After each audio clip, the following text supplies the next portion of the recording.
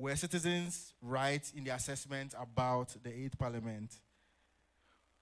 For the almost evenly split House to function effectively, both sides of the House ought to build consensus and work together in the performance of their legislative duties. We are all aware of the issues, challenges, and happenings within this 8th Parliament. How can we ensure that our MPs collaborate and efficiently navigate their unique composition and get things going in the interest of the country? This is why we have gathered here today to find solutions to this problem. The conversations will be well documented, and the views expressed, we hope, will be published into some reference material or policy brief. I would like to welcome you once again, and I wish us all a fruitful deliberation. Thank you very much.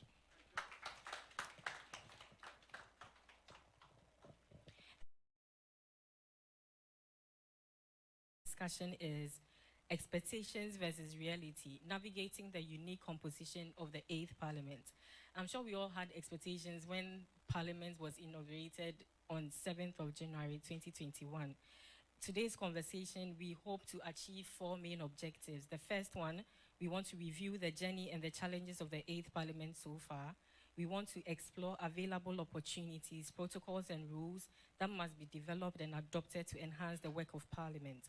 The third is to contribute to sustaining Ghana's democratic governance when such permutations of parliamentary compositions arise. And the final one is we hope to have a better appreciation of how coalition politics work.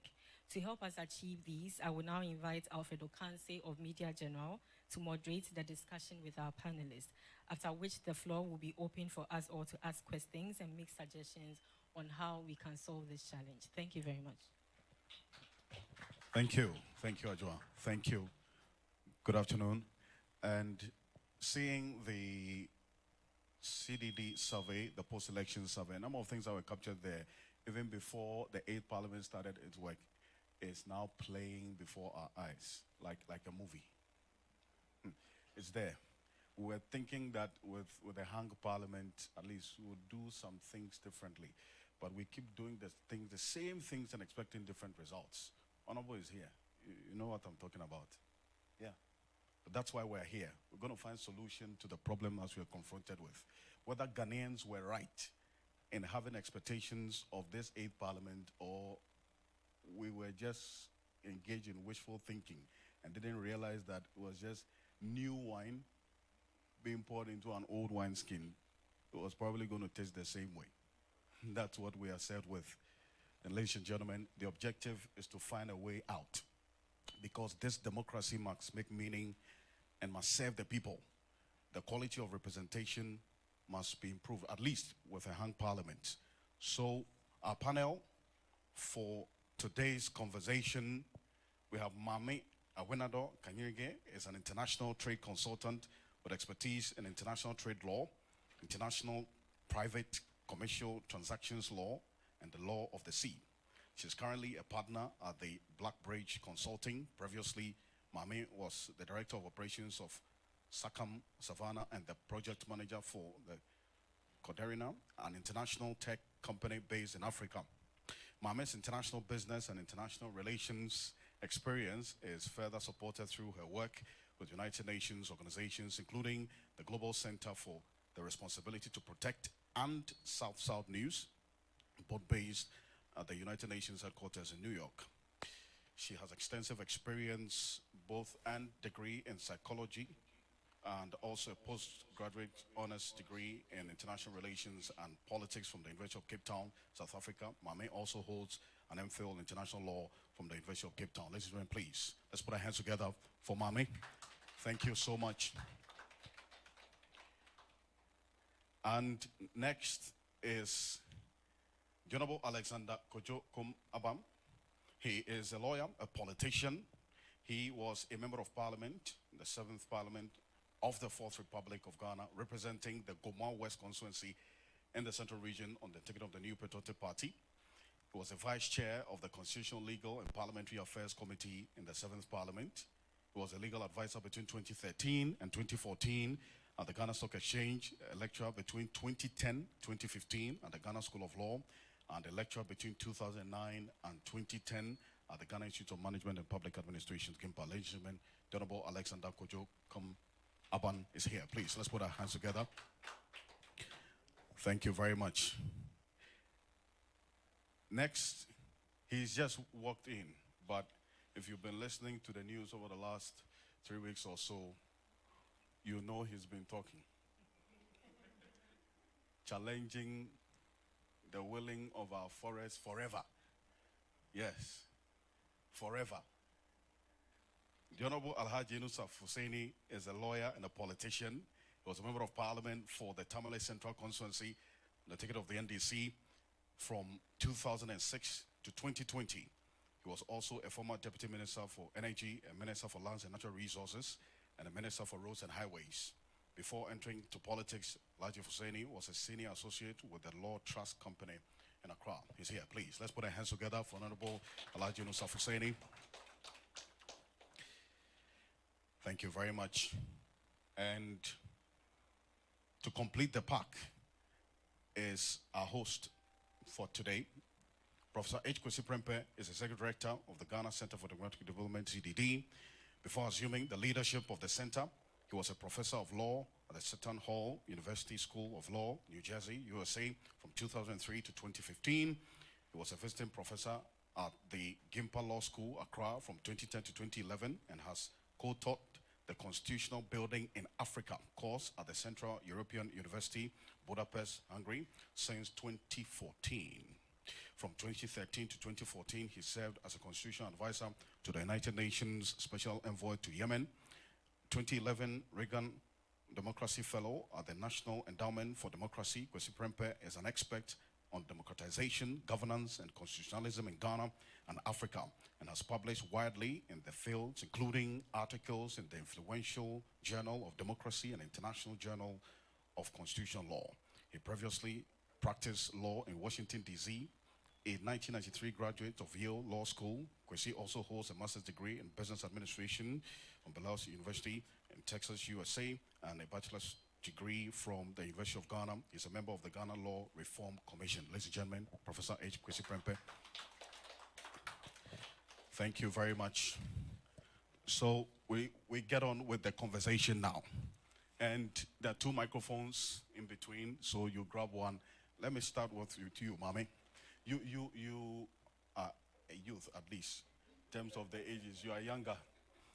So looking at this 8th Parliament, the Ghanaian people spoke quite clearly after the 2020 elections that we are not going to endorse the status quo before 2020, where there was a majority, absolute majority in Parliament, and so we needed a change. Has the change met your expectations with this hung Parliament, 137 with an independent candidate who has sworn allegiance to MPP?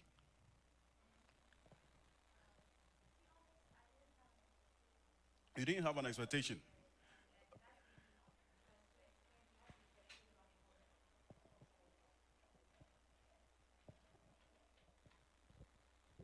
Yeah, so I wasn't expectant. And Why? Why weren't you expectant? not to say that's the reason, but you know how they say, blessed are those who don't expect, but they will not be disappointed. That's all. But that's a simplistic explanation. But more so, expectation should be predicated on information, and the assumption that just because there was a sort of balance of power in Parliament, that things will be different. But the thing is that what actually underpins like the issues that we have in our system is deeper than what happens on the parliamentary level.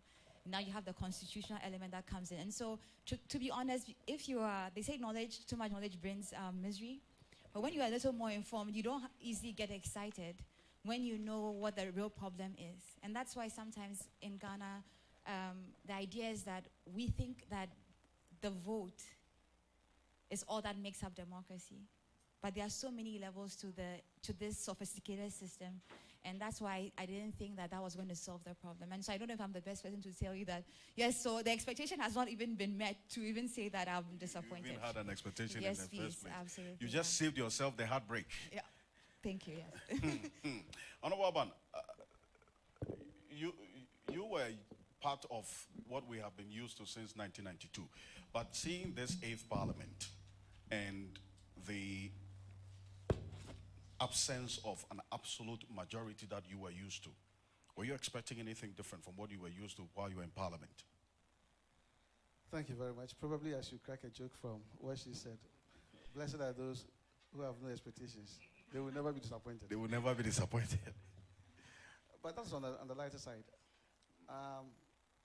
In your preamble or in your statement, you said that we had a change in the status quo. This time around, Ghanaians spoke loudly. And we had 137 on either side of the House, with one independent person holding on to the balance of power. But in doing that, we did not change the expectations of our politicians. And when we did not do that, things were not going to be different. Of course, we had the thinking that once we kind of knife edge majority, if I may put it that way, on the NPP side, things were going to be done differently. And that there would be more consultations, consensus building, and all that. That may have been the expectation. Unfortunately, from what we are seeing, I don't think that is playing out at all. Because sometimes you can hear people saying that, look, so long as we remain here as minority, we are going to frustrate government business. This is public knowledge. In much the same way, it appears to me that even for those on the side of government, they are not ready to scrutinize things that are brought from the executive. And so the old things are still being played out to the extent that if you look at the drama that heralded the passage of the e-levy, the NPP's posture was as though they had absolute majority. And the NDC's posture was as though they had absolute minority, and that they should just try very hard to frustrate. In the final analysis, they succeeded in frustrating. But I think that it should have given us a very rare, unique opportunity for us to start looking at things from the nationalistic point of view before we descend to how our respective political parties are going to make some political fortune out of it. And that's what leads me to what I said, that we succeeded in reducing the numbers on either side. Let me put it that way, increasing that of the NDC to 137 and reducing that of the NPP to 137, so that we can strike a balance. But we did not succeed in changing the mindset of our politicians. Unfortunately. And once we did not succeed in that, we were not going to get anything different from what we had been receiving prior to the 8th Parliament. Probably when we get to the next level, I can then explain what I mean by the statement that we did not succeed in changing the mindset. Because when we ask the average politician why he is going into Parliament, and when we also think about ourselves, why we decide to vote certain persons, when we get to that fundamentals, it is only then that we would see if there will be any change in Parliament. So I think that the discussion must not only be in the numerical strength that we display in Parliament, but the motives, the motivation, and all the things that get us to say that we want to put ourselves up for elections. And the electorate, what do they also think? What are their considerations for voting? We'll talk more about it. And talking about the mindset of the people, I think it's clearly reflected in what we saw in the CDD.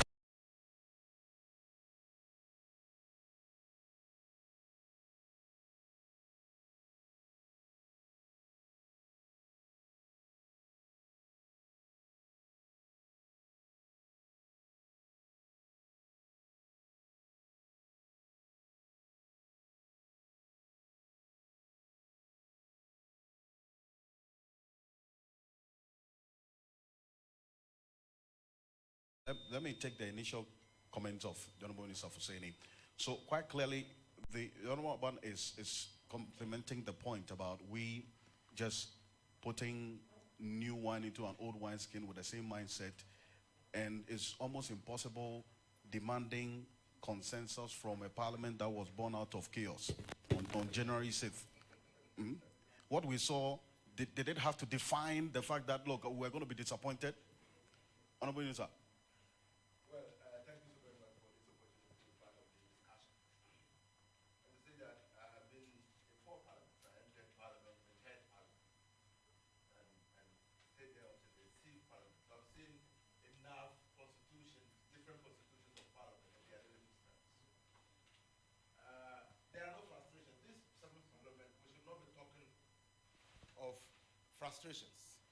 One party frustrating the other. No, this parliament is totally different. Whether expectations are met or not is a mixed bag. In some instances, my expectation has been met. Now, I knew that impunity will be out of the door. And you know, as a matter of fact, that when Ghanaians complained that we had presidents manipulating the 30% election to district assemblies for the purposes of confirming their nominees for DCE. You recall? That was based on research. NDC amended the law to make it impossible for a president to manipulate the 30% for the purposes of confirming a DCE. In the beginning of the Akufo-Addo regime, because of the numbers in the 6th parliament, and that is the 7th parliament, when a motion was brought for the purposes of amending the insulation or security given to the 30% for the president to select persons to go to the district assembly for the purposes of confirming their nominees, NDC walked out. But that walkout did not prevent the amendment of the law. Why?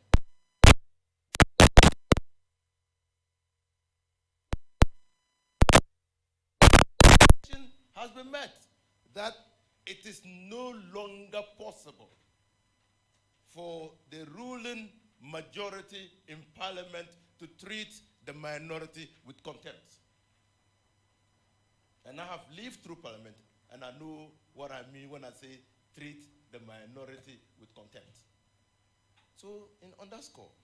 Now, because, and again, this parliament is unlike any other parliament. So, my expectation there too has been met. First in the history of this country, that the minority has been able to elect a speaker of parliament. It was a given, not so, that a speaker was always going to come from the ruling government. As a demonstration of the change that we were seeing in this parliament, the minority were able to galvanize forces to elect a speaker. Again, my expectation was met that this parliament might be different. Now, I thought, and when we come there, we might interrogate say, I thought these two matters, the matter of 3737, which has never happened in the history of this country, the matter of the minority in parliament demonstrating their relative strength on the floor of the house, would have excited some investigation by the executive into how it could move its policies in parliament. Clearly, what happened on 7th January 2022 or 21 Yes. should have signaled clearly to the executive that a different game was in town. And maybe when we begin to interrogate the missed opportunities to consider the change in dynamics in parliament, we will appreciate the missed opportunities by this government to engage more. Thank you. Thank you so much. Prof, I think you had an idea based on the survey that you led, that in the, Dr. Asante, that Ghanaians did not just turn up to vote. There was a reason there was that outcome and the representation in Parliament in terms of the numbers. But what are we confronted with now, Prof? I think my good friend Alaji makes a very interesting point, a very valid point about bringing the executive into this conversation, right? Because the survey asked citizens about Parliament. But really, our Parliament, at least up until this point, has been largely a reactive institution, reacting to the initiatives of the executive. So basically, it's the executive's business that is largely conducted in Parliament. And so my expectation, like his, was that this outcome would signal not just to parliamentarians, but to the executive, that we were faced with a different reality than we've been used to, and that executive-legislative relations would begin to change. Right? So I wasn't expecting that Parliament itself as an institution, because we tend to think of Parliament as an institution, as a unitary institution, but it is not. Right? It is an institution in which rival parties are represented. Right? The executive is the one-party body, right? So, and that one party has a big foot in the legislature. So it's, for me, it's always, I always look at the relationship as a dynamic one between the two, between the executive and the legislature. And I did expect that, given the outcome of elections 2020, that we would see a different kind of posture from the executive in the way in which it related to Parliament. Not just because of the 137, but also because the person who was giving them the balance, who was giving them that one-person edge, had been a member of their party, had resigned, essentially had been kicked out, and had gone independent. That I thought, meant something, that they would take that into account. That the speaker was different. Yes, the speaker is not a member of the House, but he does play a kind of significant gatekeeping role sometimes. So I thought that that would also signal something. To my surprise, I haven't seen much change from the executive side in the nature of its relationship, or the way in which it perceives the power dynamics between itself and the executive, and the legislature. Another area I think we should take into account is not just the numbers, but who left and who came in. The composition is also, we have to also look at the membership. Who was coming into Parliament and who was leaving, right? And whether or not from that important statistic, we could tell that we were headed for a different kind of legislature in terms of legislative business. I think, unfortunately, over the years, I think it's fair to say, even though the evidence might be only anecdotal, that if you follow Parliament from the first, the second, the third, the fourth Parliament, all the way down, one can say, I think, with some reasonable accuracy, that the quality of representation in terms of the people that we send to Parliament has diminished over time. And I think I would say that is also true of the 8 parliaments in relation to the previous ones. And I think the kind of spectacle that you refer to, which attended the inauguration of this parliament, 6th January kind of spectacle in Parliament was a big. I mean, for me, I didn't expect a change in the level of acrimony of Parliament in terms of the level of partisanship amongst the members. Right? I didn't expect that to change fundamentally, because it's really a function not just of numbers, but of who was also in Parliament now, who was coming to Parliament, and that I didn't get any indications from 2020 that would change. But I did expect that between the executive and the legislature, we would basically move to a different equilibrium in terms of relationship between the two branches. The other one is officially made the point, but I want to say a bit further about this 8th Parliament challenging what we have been used to of the majority having their way and the minority just having their say, and that you wouldn't see minority views now being treated with impunity. But we also saw what happened, for instance, with the approval of the bill. Okay.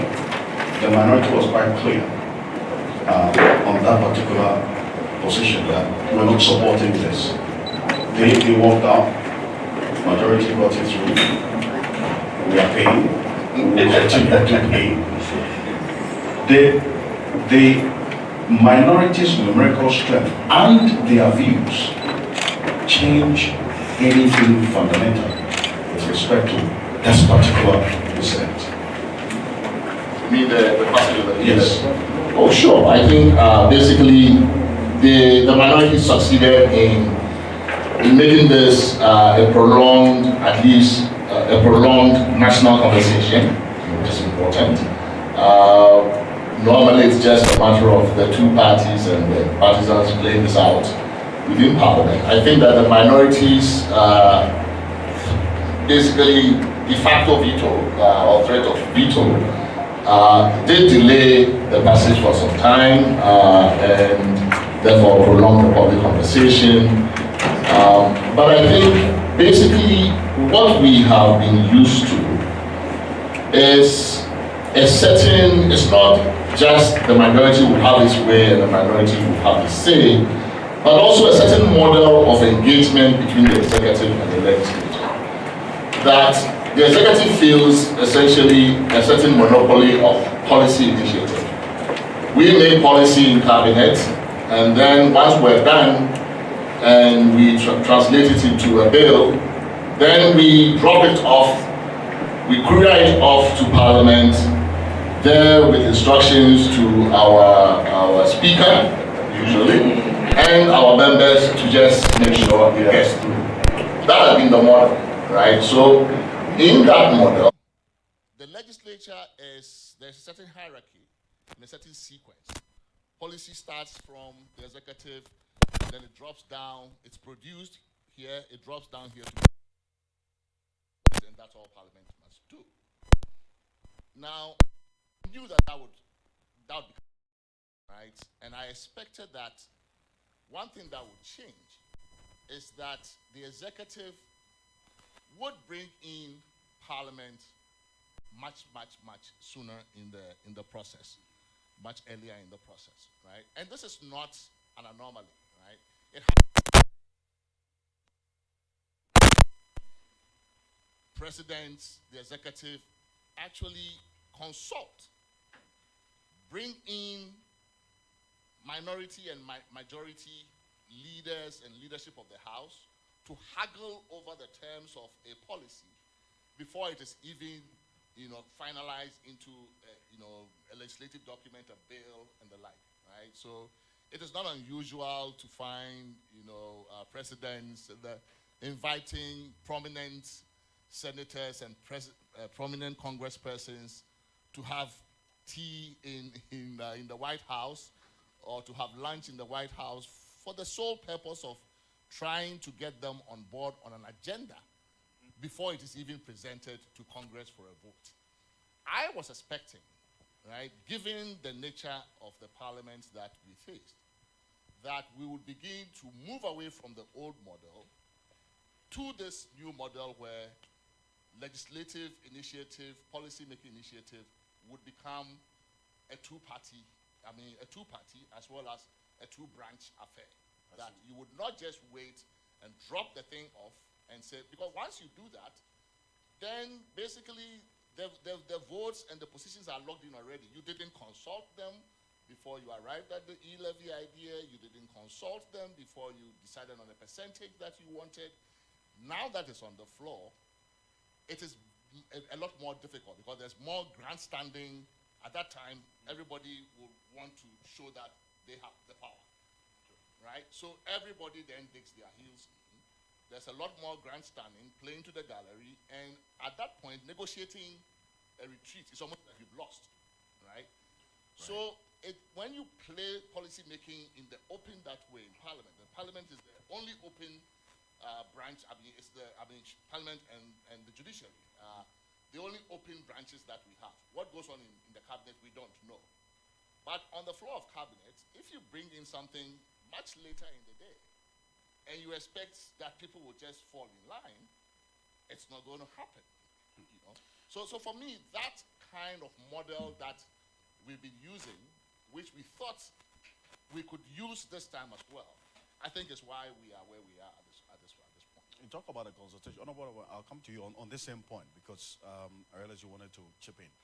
We saw a lot of the consultation that you were expecting the executive to have led being done by the likes of the Council of State, the Peace Council, calling on the minority, and then also the former president to sort of cut that support that you are talking about, which should have been done, for instance, in this case by the executive, to, as it were, bring both sides on board to reach that consensus, which has been missing over the period, at least with what we've seen. We've seen more of entrenched positions and less of consensus building. On this same point and this same example, would you say that we have achieved, just as Honorable Nasser Hussein is saying, that objective of having the minorities' views being not just heard, but considered and implemented in the process of policy formulation and approval of some of these laws that come before the House? Thank you very much. Let me acknowledge that even in the 7th Parliament, even though most of the policy initiatives were done exclusively by the executive, and if I may put it that way, just sprang on Parliament, we most often found the leadership of the House as composed of both sides, join about certain critical areas of those policy initiatives. And it would finally find itself into the plenary for discussions. And this also plays out very well at committee level. I'm happy to see my friend here. Yes, we were in the Constitutional, Legal and Parliamentary Affairs Committee together. And I can say that at that level, you would never see NDC, you would never see MPP. At the committee level. At the committee level. Yes. There was so much cooperation, and there were times that we had Professor Asante and others around, and they can testify to this. But the partisanship is most often displayed at the plenary. So somebody's asking why. Why? That much I may not be able to put a finger to. But the thing is that when we meet there, then you realize that there were some things that we did not consider. But at that time, you realize that the partisanship actually shows so much.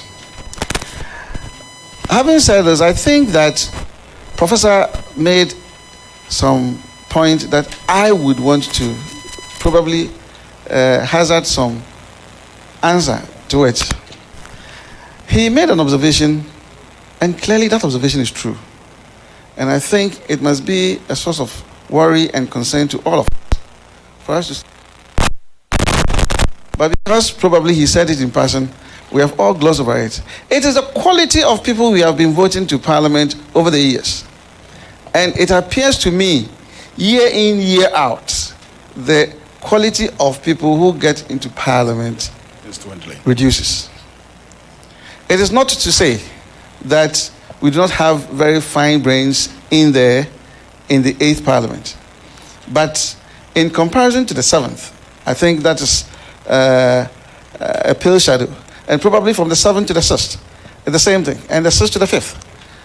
So over time, we've seen a reduction in the quality of people who get into So Parliament. this is where probably I would want to give him the answer, or probably hazard the answer.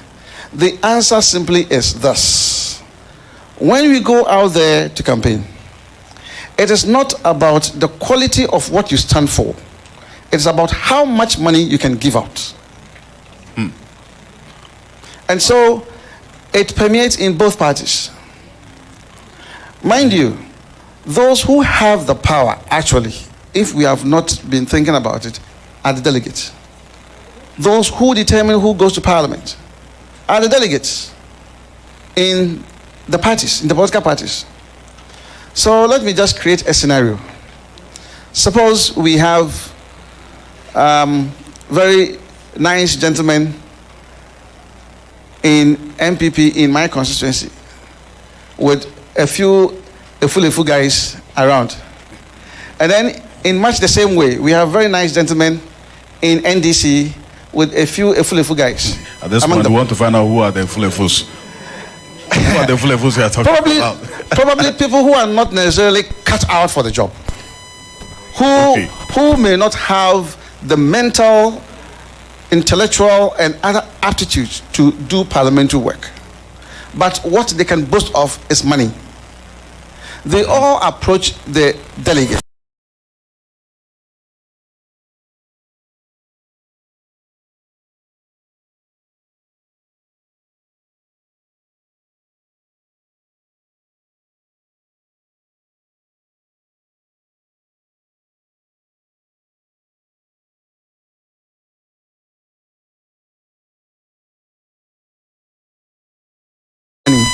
They won't vote for you. So you are out. So the efulefu guy who has the money in MPP succeeds in getting the nod. The efulefu guy in NDC who has the money succeeds in getting the nod from his delegates. And then the delegates are able to throw to the electorate these two efulefu guys, and we are forced to choose from among them.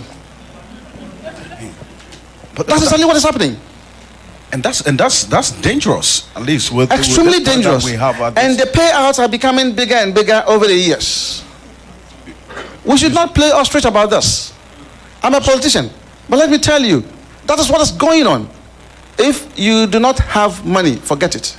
No matter how sensible you are, our people are ready, especially the delegates, are ready to vote for somebody who has money but has an empty head to be in Parliament than somebody who has what it is. The ideas, quality, but does not have the money. That's exactly what is happening now. And I think that it must be a source of concern for all of us to start talking about it now. Otherwise, in the next very few years, we will see drug barons taking over Parliament and taking over the presidency. Well, I'll tell you what, maybe we may be at this point, because there's actually a survey said by same CDD that indicates the number of, in fact, the types of people and businesses that are supporting and financing political party activities in this country. Galamsey operators, you have scrupulous businessmen financing political party activities and campaigns in this country is documented. So you are not far from the truth. In fact, we are not far away from the reality that you are saying may befall us. Good, and that's why I'm saying that so long as we were not able to change the mindset of our people and the mindset of the politicians, we were not going to get anything materially different from what we have been seeing. Now, I think there was another point which I wanted to deal with. You were talking about we just voted for the people but didn't change the mindsets. That's the point you said you were going to come to. But I think at this point, Mami, listening to politicians whom you have your hopes in, that they would at least go into Parliament, pass laws to deal with the problems that you and I are confronted with, young people unemployment and others. Listening to them now, Mami, this must be worrying and disappointing for you. Right, but I think that also, for us to sit here 2022 and act like we are surprised would be an insult to everybody's intelligence here. And I say this because we know how, first of all, and it's fair that democracy also was instituted in that way. From the Washington Consensus, you're looking at all the foundation of our democracy. But let's move from there. Let's just say the foundation was poor, was loans. There was the idea that, we had to there was a structural adjustment for the idea that we could get funds from IMF. But I don't want to go into that discussion because it's quite long. But let's say you are building from there, looking at all our, this is so I'm younger, so if I say our fathers or the other generation. Right. I think that they took democracy as this thing that you now come and you institute and it will work on its own. But democracy is very tricky because it's a sophisticated machine, because it didn't come from, the nature of it as we practice it right now, it wasn't organically produced by us. So when something comes in a particular format, to be able to make the thing work, you must understand it first. True. And when it came in, one of the major things that underpins, even though they say it's the idea of freedom, democracy is expensive. Indeed. Because when it comes to the idea of, figuratively and literally, in the sense that when you are voting, the cost of elections and the idea of even standing for power, but even what democracy requires of the individual. Because it says that I'll give you a trailer where someone will stand and tell you something. And we have to put our trust, right? Where the majority, the population must put their trust in what the person has said without having a proper background of who they are or without having any sense of their character. That's what democracy says, right? So the thing is that the problem here is that you must institute a system that puts human beings in check within the system. Because you cannot leave, let me tell you, anyone can sit here and say that there are intelligent people in parliament, and then there are maybe, I don't want to say anyone is done, but there are people who will not be necessarily. But what you're supposed to do now is that you must recognize that human beings are tricky with power.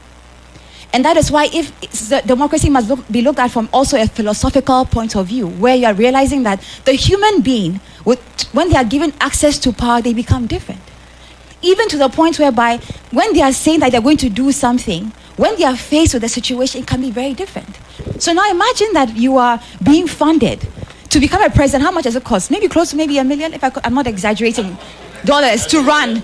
Right? No, and imagine in a country.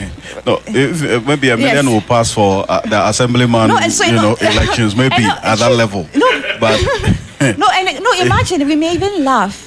But as Ghanaians, as Africans, think about it. Where your population, you are calling yourself a third world state. You are developing, you rely on loans. And what it costs to lead a people, right, is millions. So that means that you are leading from a place of dishonesty because you cannot lead what you don't understand. If as Ghanaians, we don't have money, right, and you need so much money to lead the people, that is why now, as we sit here, we can talk democracy. I tell you something, right? It's like having a car. You fix the doors. They're talking about how minorities' opinion is the people's opinion. Majority's opinion should be the people's opinion. It shouldn't be that, minority is speaking for minority. Who are the people in parliament? It's us. The people, the sovereignty, the power that parliamentarians have is the power of the people.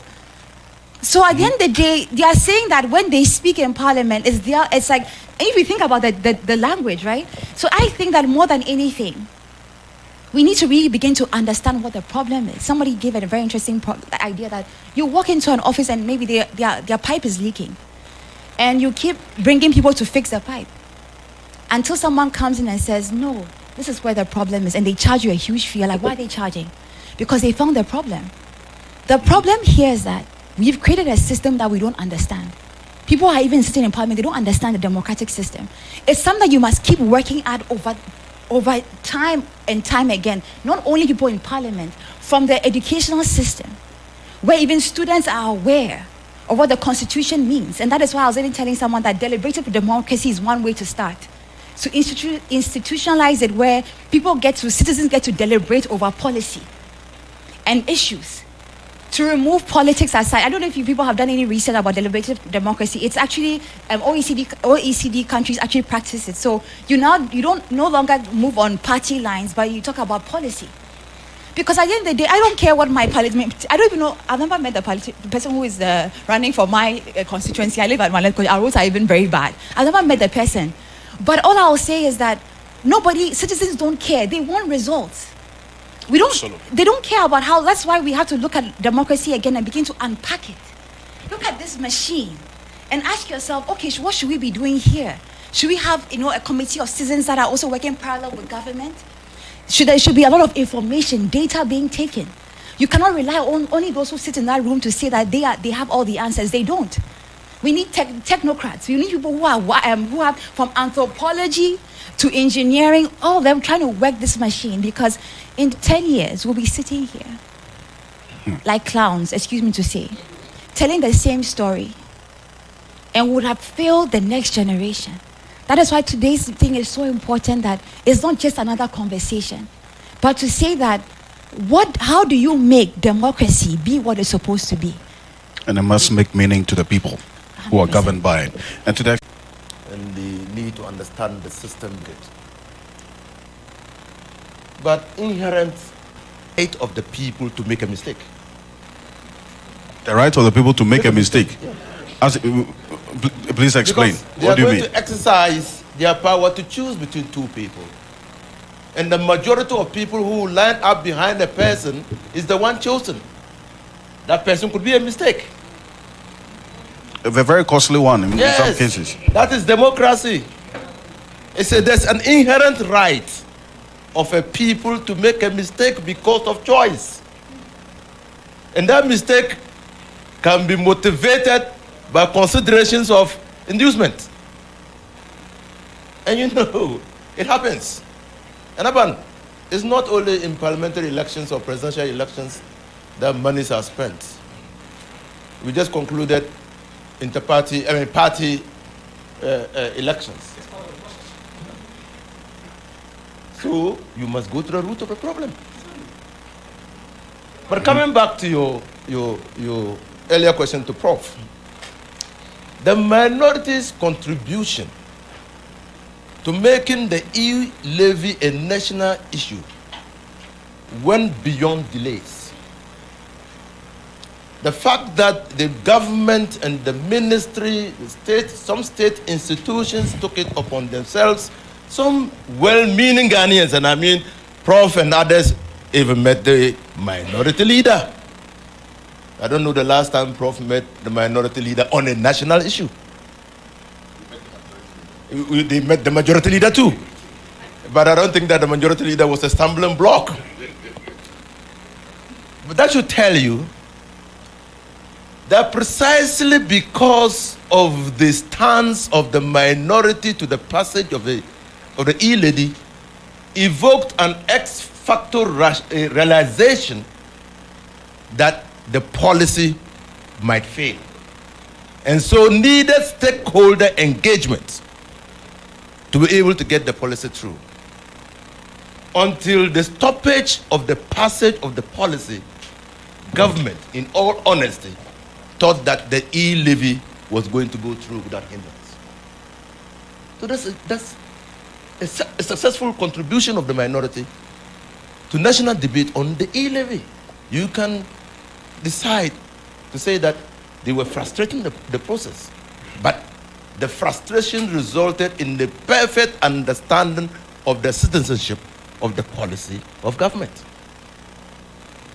Secondly, like presidential systems and parliamentary systems, policies are the prerogative of the executive, albeit the legislature has limited power and authority to introduce policy.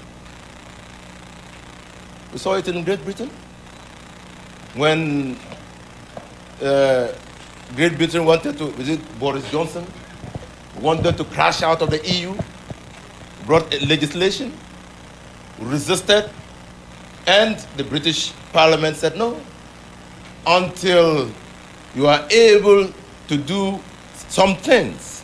For instance, assure us that until we go to an election whereby you can secure the mandate of the people to continue to be in office, we will not allow you to crash out of the EU.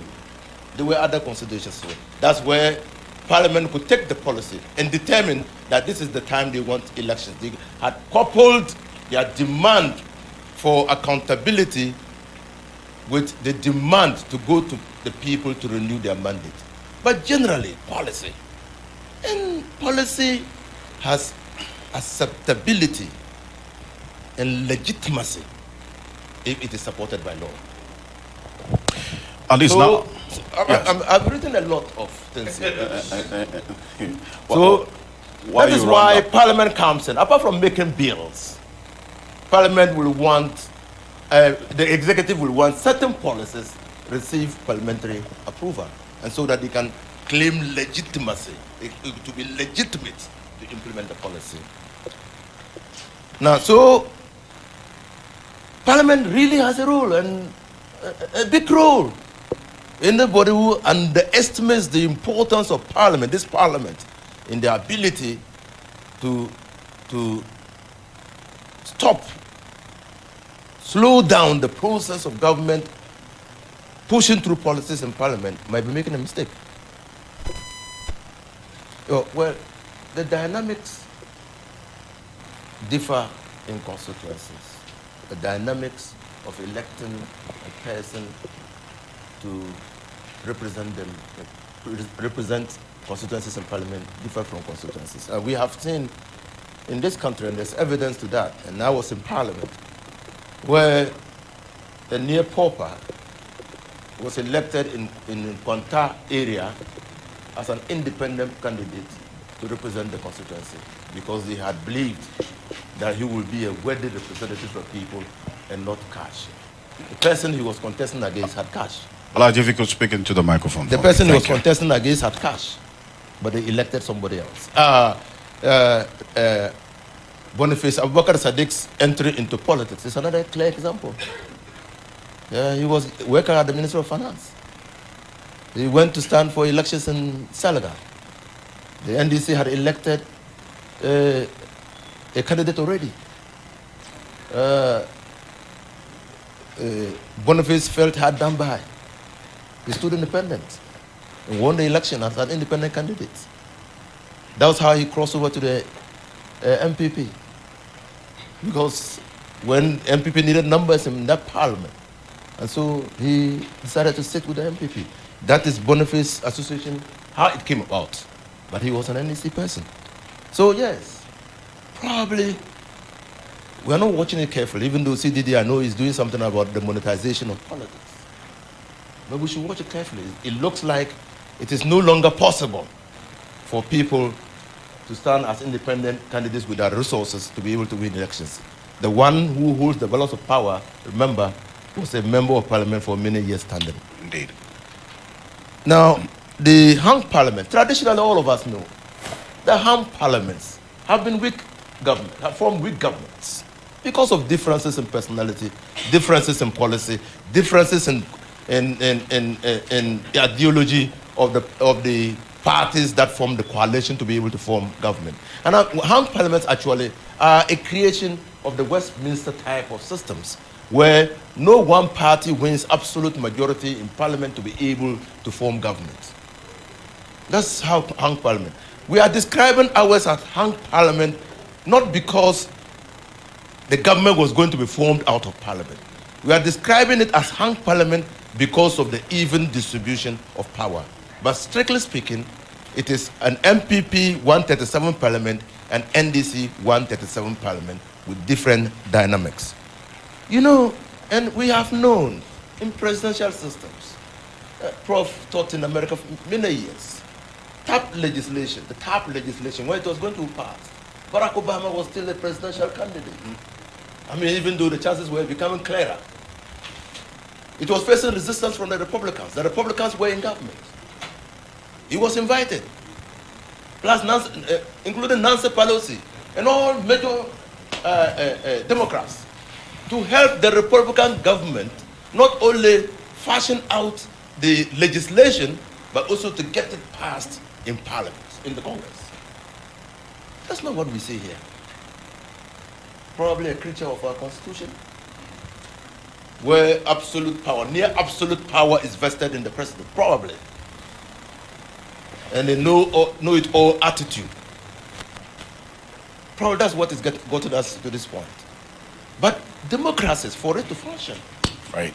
must involve consensus building. So- Because the Constitution answers to what you have said. So is it allowed? Government should be for the welfare of the people. The Constitution says so. Indeed, and that's what brings us to the point. Now we understand the problem. Clearly, we have all agreed that our hearts have been broken. We've been disappointed. So let's look at the way forward in addressing the problem at hand. Mame has touched on a number of things. She didn't have expectations. But, Prof, start with you about dealing with the problem at hand. The Mahim of Sikado yesterday, I think during the Speakers Forum, said he still describes this parliament as a rubber stamp parliament. In the midst of everything that has happened, nothing has really changed fundamentally. Prof. Okay, let me give a bit of. I think there are two things here that are colliding, right? So there's this. First of all, we have to ask ourselves, how did we end up with this so-called hybrid, right? A hybrid type of executive-legislative relations where the president picks the majority of his ministers from within parliament. And we haven't actually introduced that factor into this conversation, but it is key. Because even in the best of times, I mean, the MPs will tell us, it's very difficult even when the government has a majority in parliament, an absolute majority sometimes, for them to even get their numbers in parliament. Because so many of them are in the executive and they prioritize that business over parliament and they are often not on the floor, right? So you can actually have a majority and yet almost always be having a hard time getting your people on the floor of parliament. But I'll put that aside. When we had the 1979 Constitution, which was clearly almost strictly American separation of powers, including of personnel, you couldn't be a member of parliament and double also as a minister. You couldn't be a minister and double as a member of parliament. In that parliament, we had an experience where the president's agenda, the executive's agenda, suffered some defeat in parliament. This was the executive controlled by PMP with some UNC membership, and a parliament where that PMP UNC had a majority over the PFP. And yet they couldn't get their agenda through. Normally you would say that was parliament doing its work. How did we interpret it when we came to write the 1992 Constitution? When you read the proceedings of the committee of experts and the other documents leading to the passage of the drafting of the 1992 Constitution, that episode has been interpreted as legislative obstructionism, right? So we have in our mind that the job of a parliament is just to facilitate passage of the executive's agenda, and that whenever they don't do that, they are obstructing. To the point where when we were drafting 1992 Constitution, we looked back on the 1979 experience and said, that obstruction we don't want.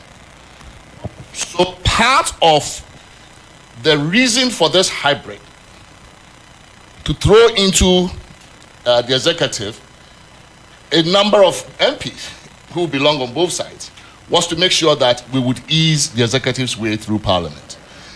The mistake that we haven't thought about is that, fine, that provision in there is predicated on the assumption that a president will always have a majority in parliament, right? Because think about it this way. What if instead of this hung parliament, in fact, the NDC had gotten a majority? And it is a realistic scenario, right? In fact, I think we're going to get there one of these days. Sooner than later. It appears that people want to get there. The politicians don't like it, but people want it. And they want to see how it's going to work. And I'm also curious now to see how it's going to work. So assuming that we get a parliament where the president does not have a majority, has actually a minority in that parliament, and yet he must pick a majority of his ministers from within parliament, right? So clearly those who wrote the constitution thought the president was always going to have a majority. They actually, seriously speaking, they didn't think about that scenario. Because if they had thought about it, there is no way you are going to make a provision that says the president must pick a majority of his ministers from within parliament when you know that parliament can be controlled by the other side that must approve the MPs. So you are expecting an NDC parliament, controlled parliament, speaker NDC, majority NDC, to sit there and see their colleagues on the minority side going to chop the post finance minister and this, then going to bluff them. And they are going to approve them to go in. It would be gridlock. We would have a major problem. This is why I think that we are missing a big opportunity with this hung parliament. Because that scenario is very likely, and this is as close as we have gotten to that as in our history, I thought we would use this experience to model a different kind of executive-legislative relationship, such that if and when we get to that point, we would be prepared to govern this country. Because gridlock works in Washington, right?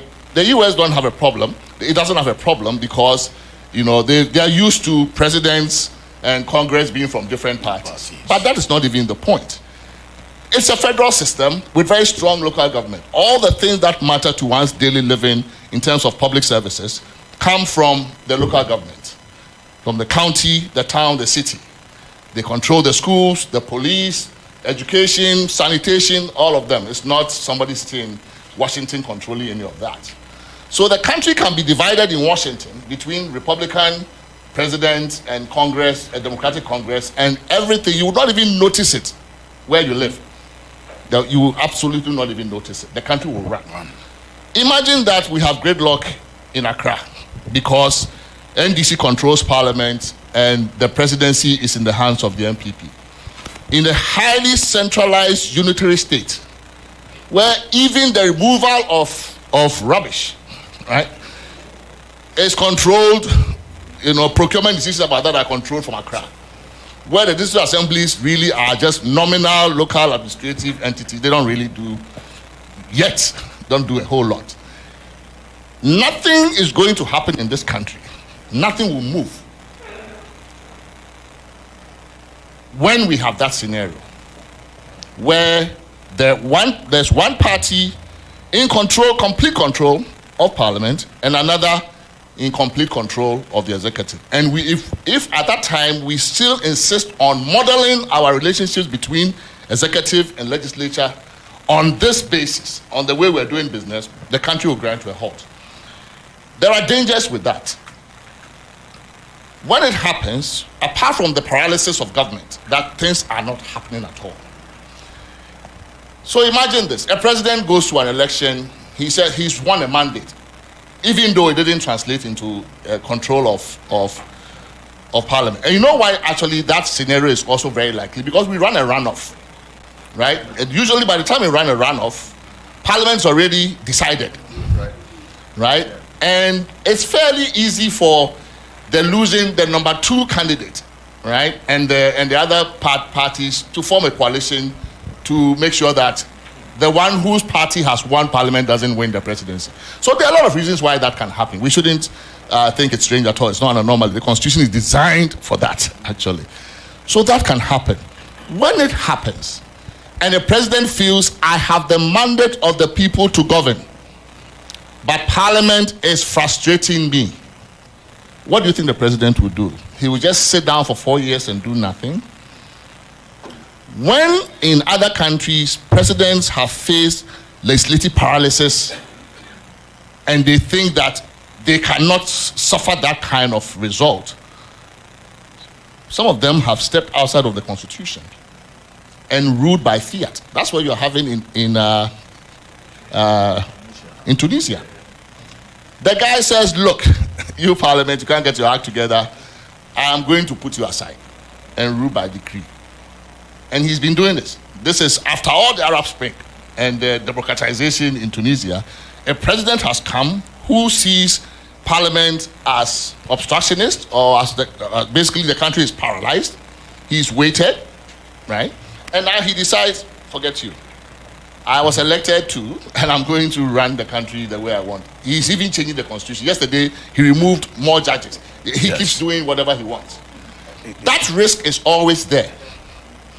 That if we don't model a different kind of relationship between the executive and the legislature, even in normal times, I'm not saying we should wait for hung parliaments and divided government before we do that, but I think it's clear that this kind of one-party rule,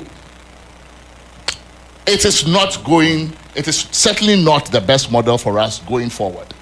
That we must step back and begin to, rule more inclusively, make policy more inclusively and in a participatory manner, including, of course, bringing citizens in, So, Mame's point also really resonates with me very well, because I've looked at our democracy, and it looks like what they call in Latin America and other places a delegative democracy, which is that the people essentially have delegated to their elected people to they go and vote and then forget. It is not participatory. There is very little participation in this democracy. Apart from your right to go and protest, there's nothing. Sometimes laws pass without even civil society. They pass on law. We didn't even know. We didn't even know, right? Because unless and until they have invited us to some of these things and to submit memoranda and stuff, the door is shut. Parliaments, committees, they do business. The default rule is that it's closed unless they open it for you to come in. So even citizens just cast their vote and disappear. And I think we need to sit back and reflect on this moment and say, but what if it had gotten the other way actually? A lot of citizens prefer that, skirt and blouse. A lot of citizens, the politicians don't like it. My own hunch is that partly some MPs, some parties don't want this one to work. That's my own view. They don't want the hung parliament to work, because then they'll tell the people, you see, we've told you this skirt and blouse is not good. If it works, it might give people an appetite for more. And then we'll get to that point. And then we'll get to the divided government, right? Yeah. And they don't like it. So there are some people who look at what's happening now, the stalemate in some of these, and they're like, what did we tell you? You people think you are wiser than us. We, the politicians, we tell you, vote one line. Vote party line, you go and do skirt and blouse. You see what you are getting. Nothing is happening. I don't think that the expectations or the preferences of politicians will always dominate. I think the people, to the extent that they remain dissatisfied, we are going to see more of this, right? And I think we should use this moment to prepare ourselves for that moment when it does come, and begin to design on top of. You don't have to make any constitutional amendment. We can still work with this constitution, right? I'm not saying I'm not for constitutional amendment. I'm saying with this model, because Alaji was saying that, maybe it's because the constitution is giving the president. No. If the president wants to invite the minority leader and the minority chief whip or minority whip and all of the other people to Jubilee House to sit and haggle about a policy before it comes to parliament, nothing in the constitution stops him from doing it, right? There is nothing in this constitution that says the president cannot, I want MMDC is elected as president. I believe in it fervently. What stops me from saying, because this really requires bipartisan consensus, because December 2019 failed because of a lack of national consensus. But we think that this is such a big thing for us to do. Nothing in the Constitution stops the president from reaching on the other side and say, hey, we need to reach national consensus for this election of MMDCs to pass. Let us sit down and craft that consensus. How is it one party? How can we haggle about it? These are things that can be done within this constitution, right? So not doing it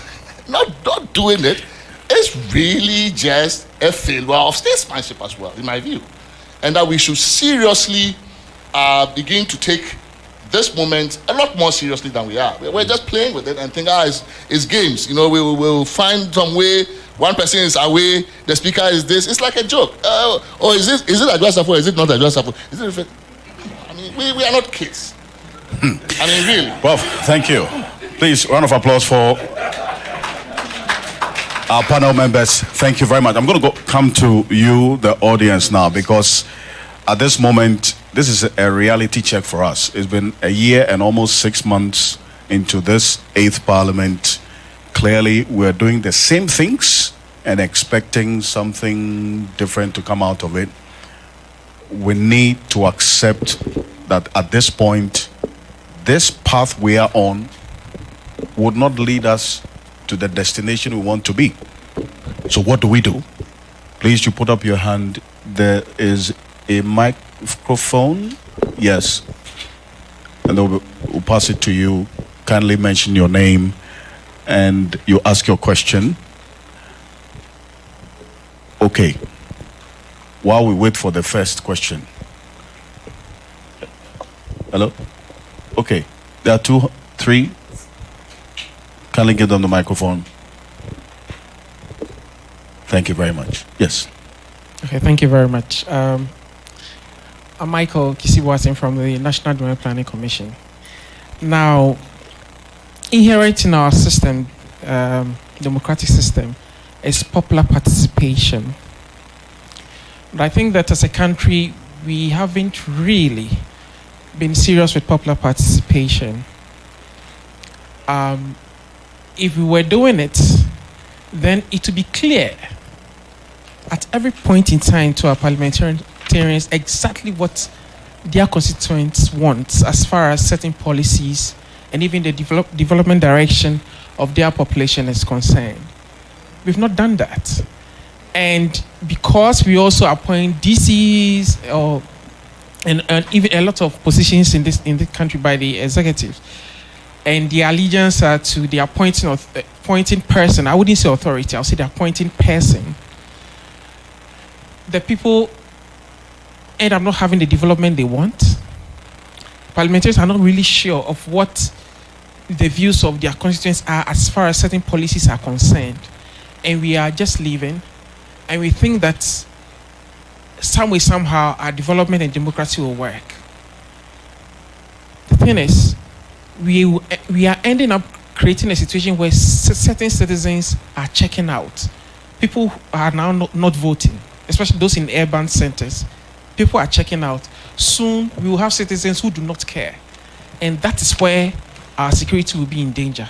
People who do not have any stake in the development and democratic systems of our country, anything goes. They can be convinced to do any kind of thing. And this so-called Ghana being so peaceful in West Africa and all this, we will see that it's a mirage. We have the time now to do what we ought to do. Prof has given us some examples how we can build consensus here and there.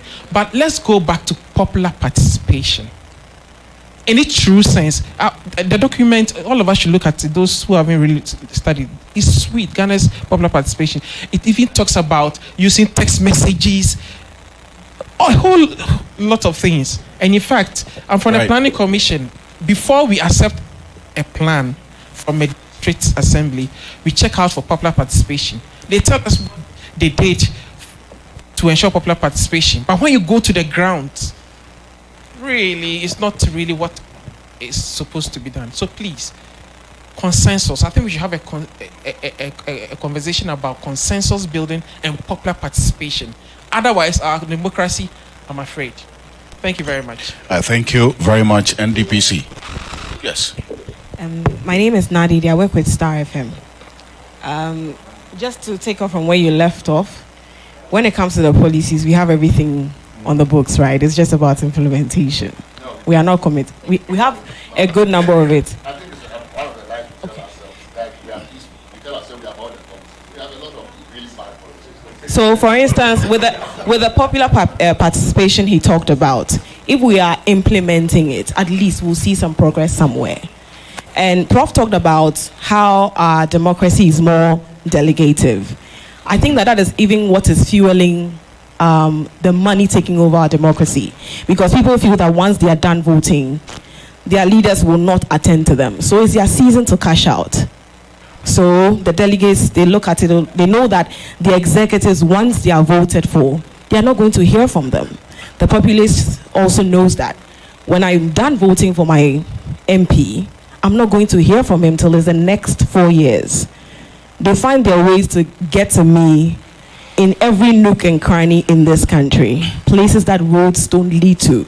Places that roads are terrible, they get there. But once the election is over, they forget about you.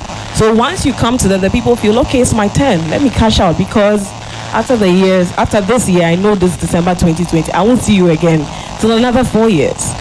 So if those elected into office do what they are supposed to do, which is to serve, and not expect the electorate to rather serve them and give them everything they ask for and not do quarter of what they are expected to do, this monetization will continue. Thank you. And just so we don't lose focus for the conversation today, it's about the 8th Parliament. So all the other things, yes, they are underpinning issues that feed into the bigger picture. But I want us to, with the questions and contributions, directed towards how do we improve on this 8th Parliament meeting the expectations of the people after the 2020 elections. Yes, sir. Very well. My name is Paul Kenny. My name is Paul Kenny from IDEC, and I just have a comment and a question.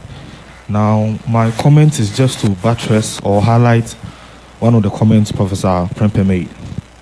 If we are not serious in making sure that we reform our local government system to make it strong and effective, we'll always be focusing on the national level. And he made a perfect example in the US. People have foods, hospital roads are good. You can be divided at the national level, but the local level is very strong and effective. And that's where I think we should put our focus on. If we're able to make our local governance very, very strong, I don't think we'll have much time paying attention to MPP and NDC. They are very, very important. But if the local administration is working effectively, people will have the services that they want, and then life will also be smooth. Now, another key question I have came out from what Honorable was saying about the quality of people that come to Parliament. And I think it ran through. This is not the only platform I've heard that about the quality of people that come to Parliament. The question I was asking myself, so who checks the quality of people that come to Parliament? You just read Article 109, and I'm asking, who checks the quality of people that come to Parliament? And I think if you're able to answer that, we'll see where the problem is coming from. We've had examples in Kenya, Tanzania. At least there's a certain level in their constitution. I don't know if we have some. So the question is, who checks the quality of personnel that come to Parliament? Thank you very much. Thank you very much for the question. That we have three. Just one, because the two were comments. Yeah, please. My name is Salam Gwabiji from the Finder newspaper. A simple question. On 2 occasions, Parliament seems to have, the sanctity of Parliament seems to have been breached. On January 7th, when military men walked into the House, and then in the case of the e-levy votes, where there seems to have been some kind of imposter in the House. Parliament told us they would investigate these 2 instances and come out with findings and then publish it. Of course, accountability's sake. To date, from January 7th, we've not heard anything about the military incursion. And in the case of the so-called imposter, we've heard nothing. After all, the e-levy has passed. If Parliament is unable to deal with breaches into its own sanctity, can we expect Parliament to then hold the executive, which is a separate branch, to account? Thank you. Thank you very much. Yes, sir. There's a lady at the back. Let's please give it to the lady. Thank you. All right. Good afternoon. My name is Haji Abintu. I work with Class Media. My questions go to Professor Prempeh. I want to find out from you, as CDD, you made mention of the framers of the 1992 Constitution, where they were always considering a majority party ruling from the presidential side. Now, I want to find out there are a group of people that are calling for the constitution to be reformed or look at, and some of the phrases should be changed to suit the current situation. I don't know, with the discussion, will you also agree with those people? Because it looks like if people are in minority, Ghanaians don't understand why a president should have a minority in parliament. For instance, we witnessed what happened in the 2020 elections, where soldiers will have to go to polling stations, change results, make sure that the president gets the majority in parliament. It seems that's the norm. And that's how the pressure coming from the party people that we are losing, and we can't get a president with minority in parliament. So maybe this thing should be looked at. And I also want to come to Mr. Yunusa, that the assertion that there are some people that are elected from the constituencies without being paying money, I fear to believe that is true. Because I don't know. I didn't say that. I said the first of constituency dynamics. Yes, but now the monetization is very clear. Yes, so I said that's probably why we are not getting more independence. Okay. So where I'm coming from is now political parties don't declare their source of funding. We don't know.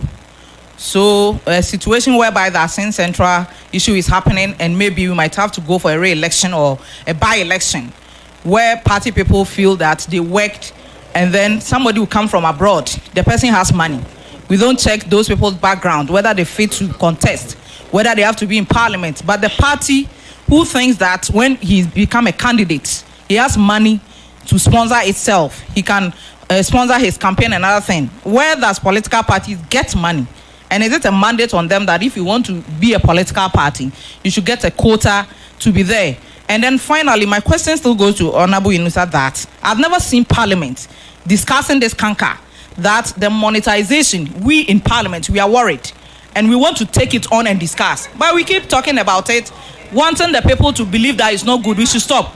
Meanwhile, you are not making policies or formulating policies in Parliament. You make bills. When we ask you, you say you don't make rules, you don't create employment. But you are not making policies that will enable the sitting government, for instance, the executive, to create more jobs for the youth that everybody is thinking I have to become a delegate in the next election to get 5,000 or 6,000 to cater for myself, because it will take me for 4 years. I've never seen Parliament discussing that. So I want you to say something on that. Thank you. Thank you very much. It's like expecting the owner of a goat to pass a bill to actually restrict the goat from entering into my farm to graze, to get more fattened. Honorable, just because of the focus of this conversation, briefly on the issues of the monetization, because it fits into the bigger picture, but I think CDD now is getting the impression that the monetization is an issue we'll have to get into the next time. So maybe the next conversation that we would have at a round table like this should be about the democracy of this country being now sold to the highest bidder. But for today, this 8th Parliament and all the matter that we've talked about, all the questions, you can respond or go to Mami and then Prof as well. Yes. Well, let me reassure my sister who just spoke. The Parliament talks about it a lot. You know, again, maybe because it directly affects them. They talk about monetization in politics because it directly affects them. Because when members of Parliament are in Parliament working, there are many other people in their constituencies preparing the grounds for the next election. So, yes, the Parliament, and Prof is right, my brother is right, we're all right. The rate of attrition in Parliament is directly linked to the monetization of politics. So, who cannot talk about this? We all know. And the rate of attrition, I mean, somehow, there are certain things that we can't see. The elephant in the room, we all know we can't see. It appears that those who have money to spend during elections are not those who are prepared to work in Parliament. I'll come to that. Probably I saved that as my concluding remarks, but I will say it. He referred to our committee, and probably Prof, you should be interested in studying the dynamics of committees. The Constitutional, Legal and Parliamentary Committee of the last Parliament passed the highest number of laws since the inception of this republic. Simply because there was good, cordial relationship between the chairman, the ranking, the vice chairman, the ranking, the vice chairman, the deputy ranking. So you didn't have to fight. In fact, if we disagreed outside even committee meetings and resolved the disagreement before we brought the matter to the committee meeting, because we thought that if I disagreed, and he was my good friend, my schoolmate, we used to follow body. So if I disagreed with him, he will sit down with me and ask of my disagreement and try to resolve the disagreement and make concessions before I go and raise my disagreement in a committee meeting that will pluralize the meeting, because I will be the leader of the minority.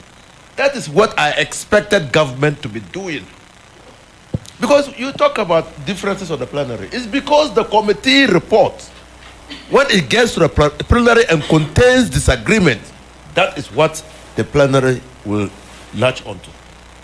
If there is unanimity, we pass it even without the public knowing.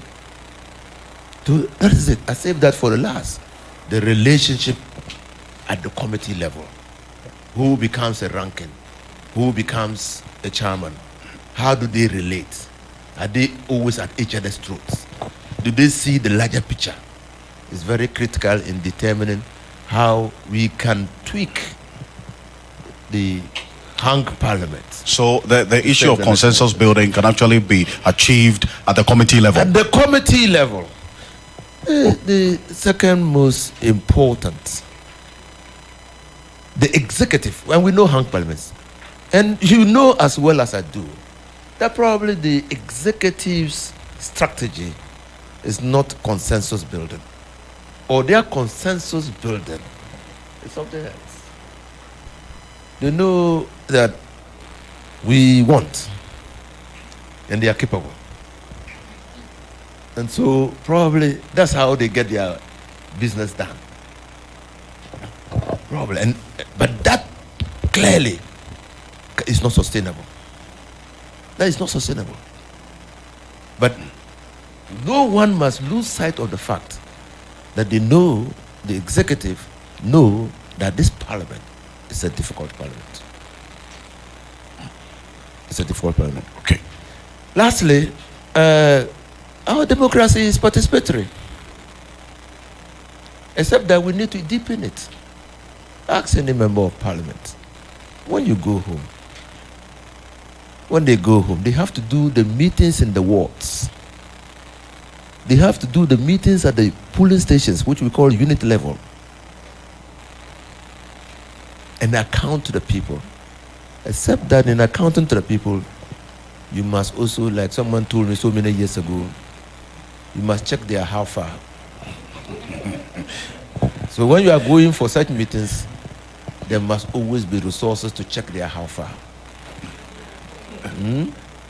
That is it. So, but it is participatory.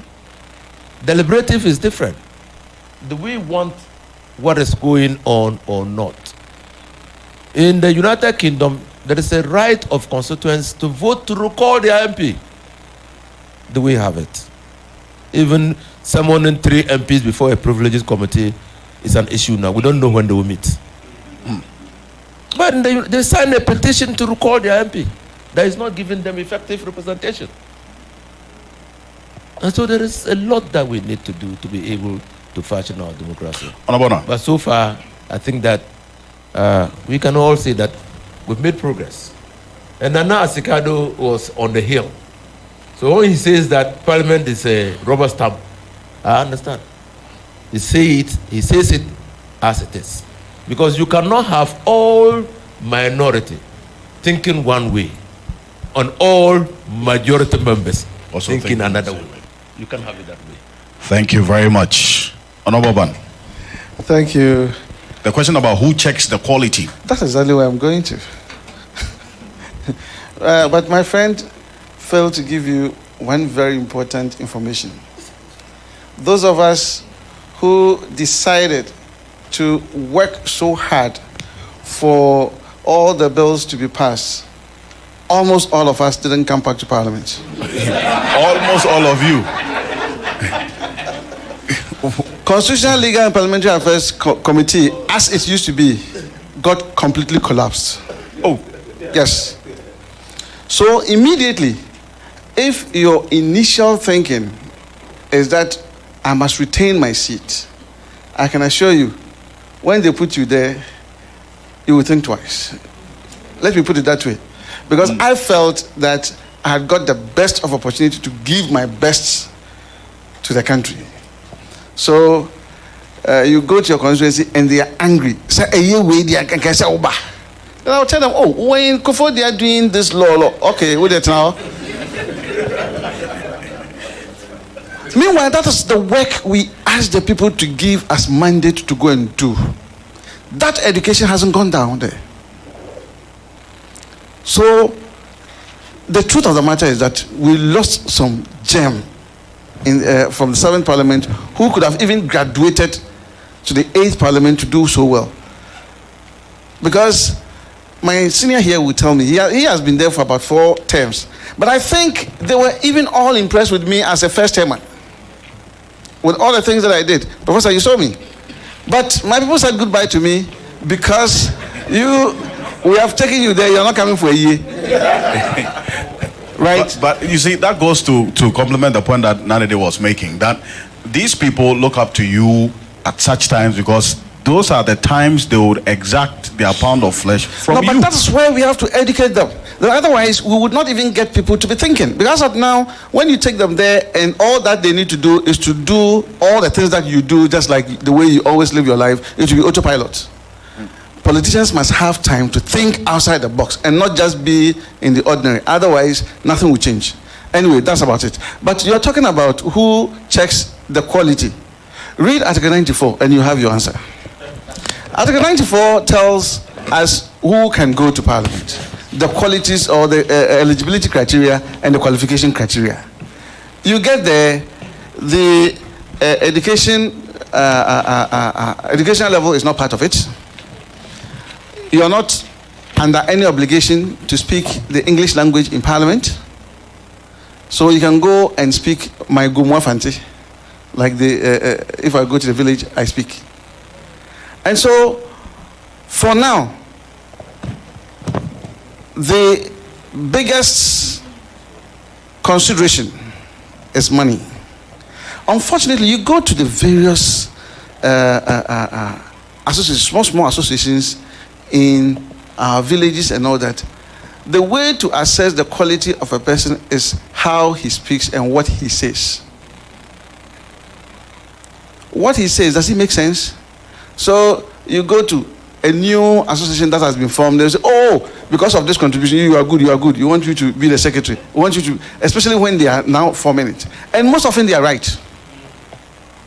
But in terms of governance, it's not about the degrees that you have. Of course, sometimes it's not also all that there is in degrees. You could also be a very foolish graduate. That's also there. So, a good mixture of, if you answer, a good mixture of knowledge, because you can't run away from that. All these things put together is what would define somebody's qualification, proper qualification in terms of qualitative analysis, and not necessarily in terms of the constitutional prescription that has been given. Because as for the constitutional prescription that has been given, everybody, Tom, Dick, and Harry, we all qualify, provided we meet those requirements. And so long as money is becoming the biggest factor, and it appears to me that it is not a factor that when you have so much education, you also become rich. There are many people who, by reason of maybe their mining activities, their business activities and all that, have become so rich. And anytime they step out, the people themselves will call you, come and contest, because they will make money out of you. They will get money from you. Now, let me just tell you something that happened in my village area. There was this gentleman who, I'm told, did some online business or whatever it is, and hit some big jackpot. Now, a lot of people are urging him to contest. And to be honest with you, him and a few others that are displaying wealth, if I had my own business or I had my own palace as a chief, I would not even appoint them as a Ahemkwa. But they are being urged on to contest. So they come there, they have nothing useful to add, as some judges will write. They have nothing useful to add to the business of parliament. But I can assure you, they would always get the opportunity to go back to parliament. Because you see, when you put them on any committee, they are, with all due respect, useless. And so when the committee work is going on and they are not even there, so much the better for the serious committee members. And so that person will quickly go to the village and attend a year that I could not attend. And that also feeds into the question about whether, looking at the 8th Parliament and its unique dynamics, we would have full participation. We would never have it, so long as our desire to come back to Parliament is hinged on satisfying these social needs. And so, on a Tuesday, you're supposed to be in Parliament. Somebody is doing Pujimo or outdooring, you have been invited. And I can assure you, if you don't go, your own party people will tell you that, why do you want us to lose the next time? Why? This person asked us to go for this program, you didn't come. This person asked us to go for this program, you didn't come.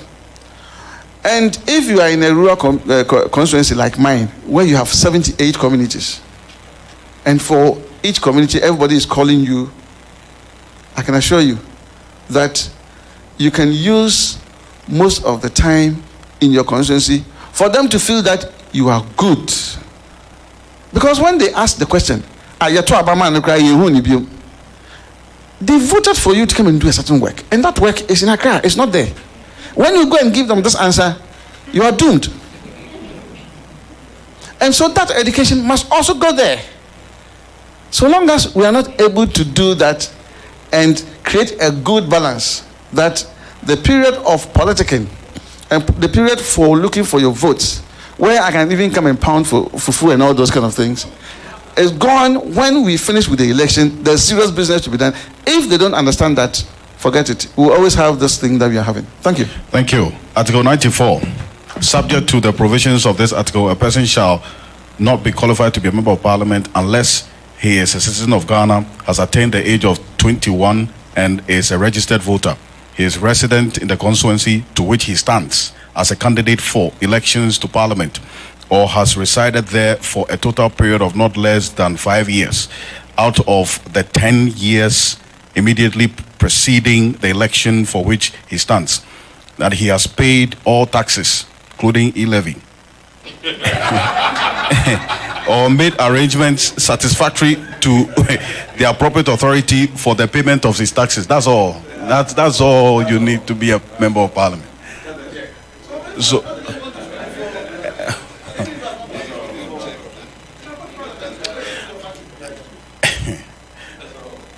Alaji Tanko is here. Alaji, you want to ask a question before you leave? Quickly. The microphone, please. And then... Yeah, thank you very much. Mine is a comment and not a question. My name is Ibrahim Tanko with Star Ghana Foundation. I think we haven't sufficiently flagged the role or the influence of political parties on the business in parliament. So if we're talking about consensus building, we're talking about all these things. To what extent do the MPs and the leaders of parliament look to their political parties? You know, and so I think that part of this conversation should also include the parties so that we can look at how to, yeah. It's important. Also, on that also goes to the issue of how the parties, the role they'll play in the process of electing qualified persons into parliament. On the bit of the party, can I help? Yes. We call them backdoor channels. We say, I said when Lad, you can use the microphone. The debate was on. That it really surprised me that the chairman of the party, Ofosu Akpofo, was once upon a time in parliament with the chairman of the party of the MPP. I said Dunketia was a member of parliament at the time that the chairman of the MPP was in parliament. So what prevented them from talking to each other? John Dramani Mahama was a friend of Nana Adodanko Akufo-Addo the time they were in parliament. They were friends. At least I met both of them in parliament. So what prevented them from talking to each other? The majority leader and the minority leader are leaders of parliament. What prevented the majority leader from engaging the minority leader to understand the remits of the policy? So I think that these are backdoor channels that if we exploit, we might be able to build the necessary consensus for this parliament to work. About these backdoor channels, they are good, but it leads me to the question I posed earlier, that what is the mindset? When you look at it at the macro level, political party as against political party, the thing is not so much about how we are going to govern, but it's about how I can get this man or this political party in power look so bad that I can get a chance to come.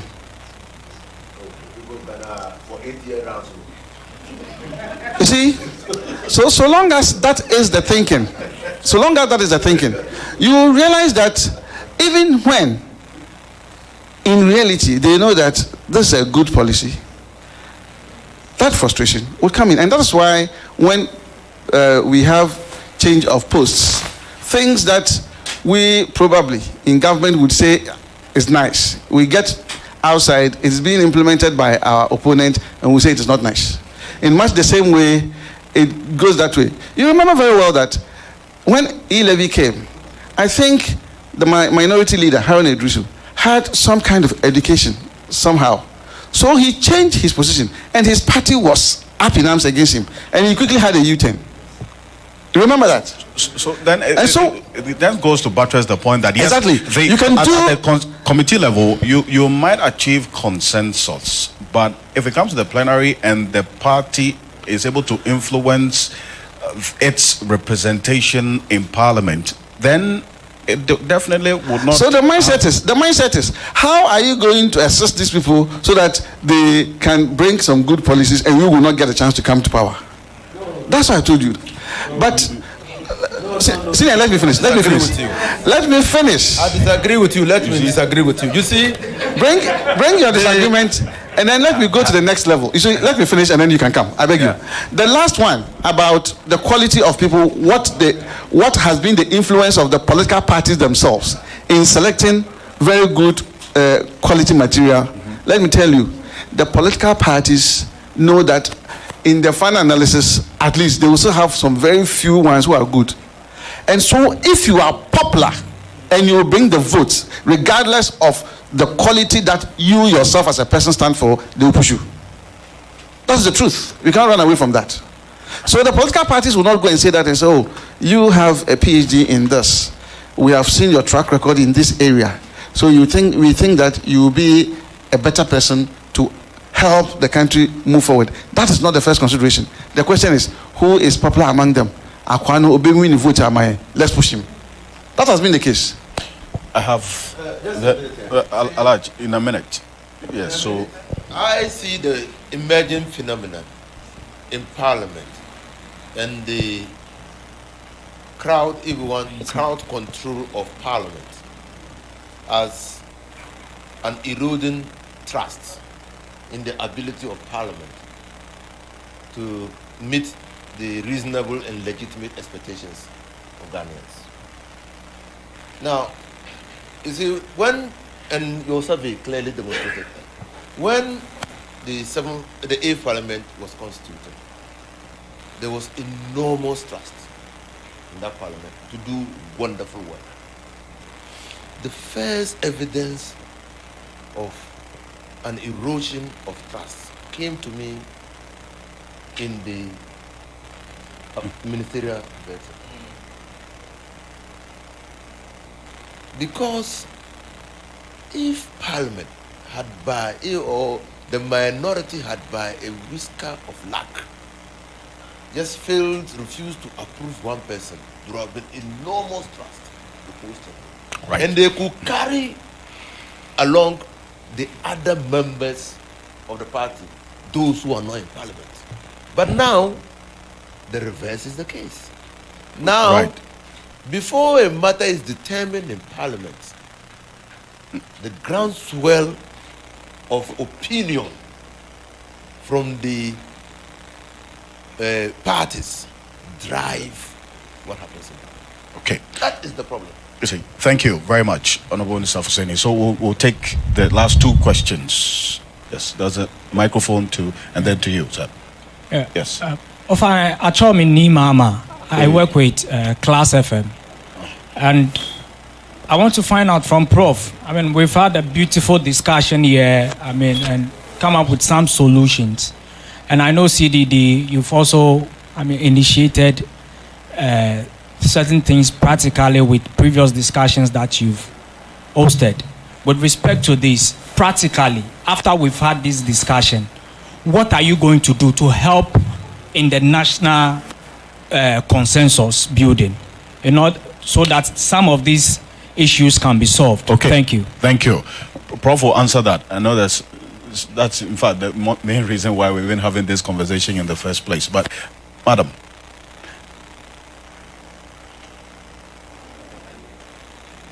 Okay. Thank you.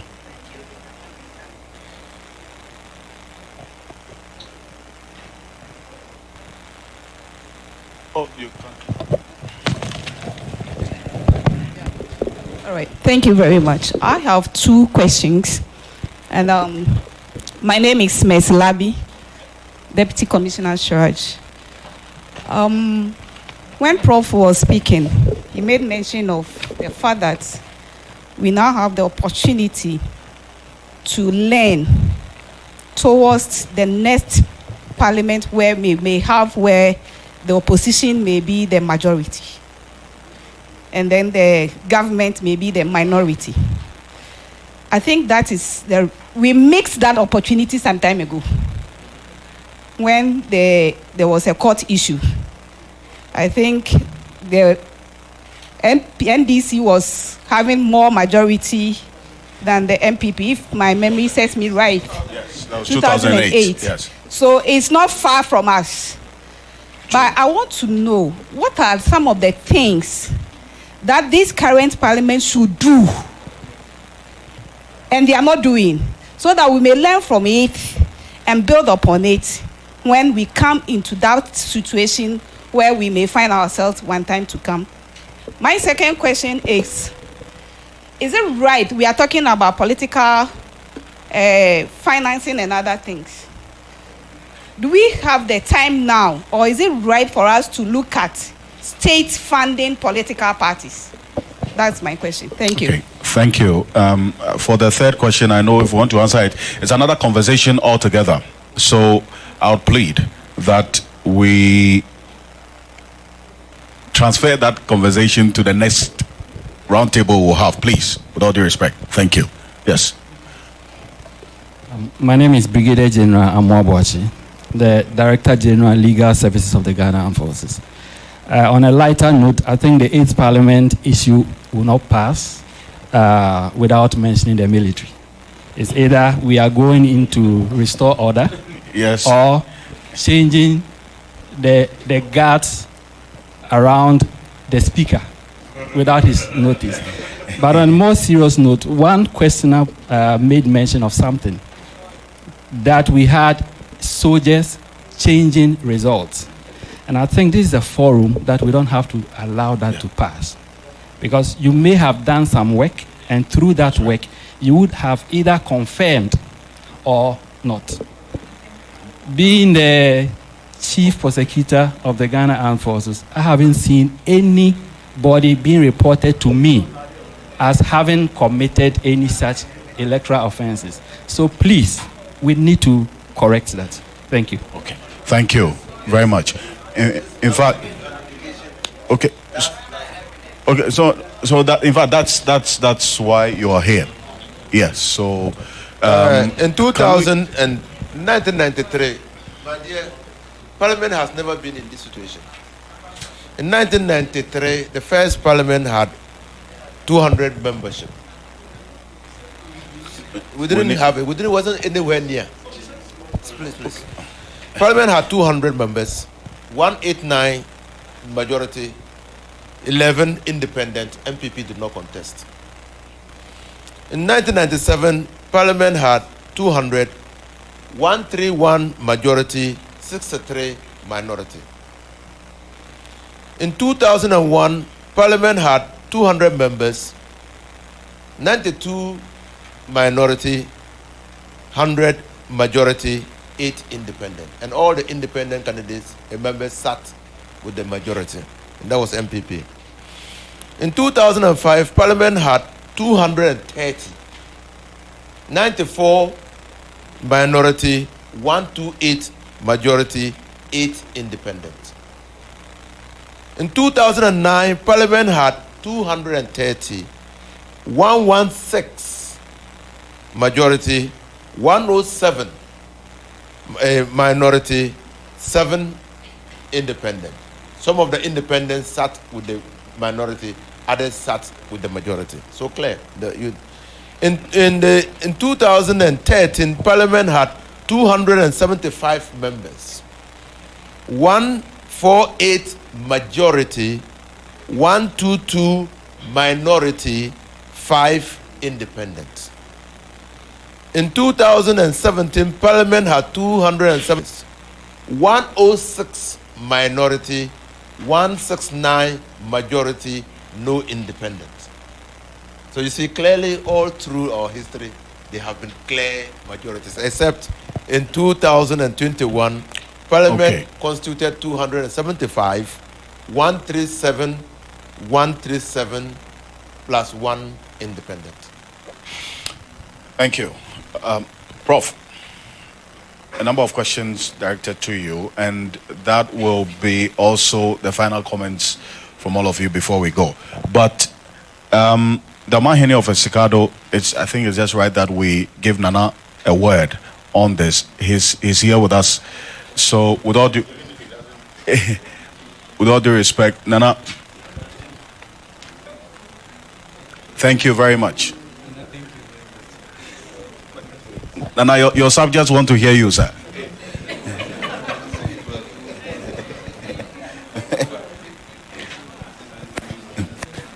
Okay.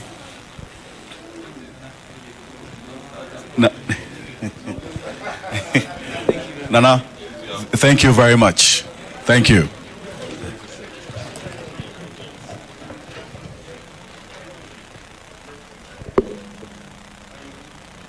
Well, sorry, I wasn't paying attention towards the end, so this is really inflicting, not imposing, inflicting something on me to talk. So if I say anything that is a bit sick, forgive me. But listening to the conversation, what I'm very happy about, there are differences. I'm happy that we are talking. That's the most important thing, trying to arrive at something very creative for the future. Everybody has his point of view. We are all doctors. We all see what may be sick, and the prescriptions are coming. So somewhere along the line, if we are lucky, and I use the word if we are lucky, if we don't see it in partisan terms, because being a member of a party in itself has become a disease in this country. You know, it's fairly, if you wear partisan spectacles, you never see Ghana the way somebody without the spectacles would see it. And we tend to wear these things all the time in all our analysis and so on. So you go into the media, for example, the so-called communicators, they come and argue on, sometimes you ask yourself, but what are they saying? Right is right, wrong is wrong. There's no party thing about right and wrong. They feel it, but they won't. So I think that we are talking, and gradually the partisan spectacles may come down. The issue of money, for example, that you were talking about, I was quite happy to hear some of these things coming up. It's so obvious, and yet we are all dumb. We don't talk. Well, we see it all around us. All around us. And now I think I didn't have the new word, monetics, and so on and so forth. Can you pay for wisdom? You know, and you expect Parliament to be the biggest, the most important thing in terms of the wisdom of the country. To what extent does it really represent the people of this country? There seems to be a cutoff, that what is discussed in Parliament is not what people want from the ground. So it's good that we are dialoguing. And the most important in the past 30 years, the hung Parliament is good. You call it hung, you call it split Parliament. It's very good because now we are paying attention to one major institution which is supposed to embody our sovereignty. We're paying attention to Parliament. If Parliament fails, this country is gone. You know, one way or the other, we must all come together and talk. And thank God that for the past 30 years, we've had peace in this country. Thank you. Thank you very much, Nana. Round of applause, please. Thank you. Thank you. Mame, I'll have you just a bit on a number of things that have been said, at least by the audience, still questioning the impact of this new paradigm in our legislative arm of government as we find it. But the way forward is what we are concentrating on and concerned about. What should we be paying attention to going forward to let this democracy serve the people, make meaning to all of us? Yes.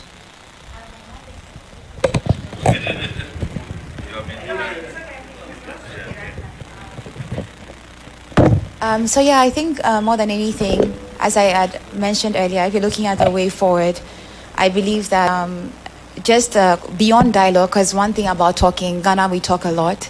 I think it's a common thing within the continent. There's so much noise. You see it in the AU, you see it in ECOWAS. And so we need to move from dialogue, and that's why I talk about deliberation, and the concept of how do you now look at issues and come to a solution. And I think that even I mentioned deliberative democracy. And even if you realize, I've organized a deliberative day before. I did this in Cape Town. And the focus was on electoral reform. And even in deliberative sessions that are moderated, where you have citizen committees and you have like some sort of a panel, sort of, right, of a jury of some sort. What they do is that you use sortition, the random selection of people. So sometimes I can just be there in that year and I'll get a message that they are inviting you to come and be part of, you know, a democratic process. So every Ghanaian would have at some point taken part in a decision-making process. It's a whole complicated thing, but I think that if anyone wants to research on deliberative democracy, OECD states are looking at it right now. Because honestly, we can go back to talking about skirt and blouse, all of that.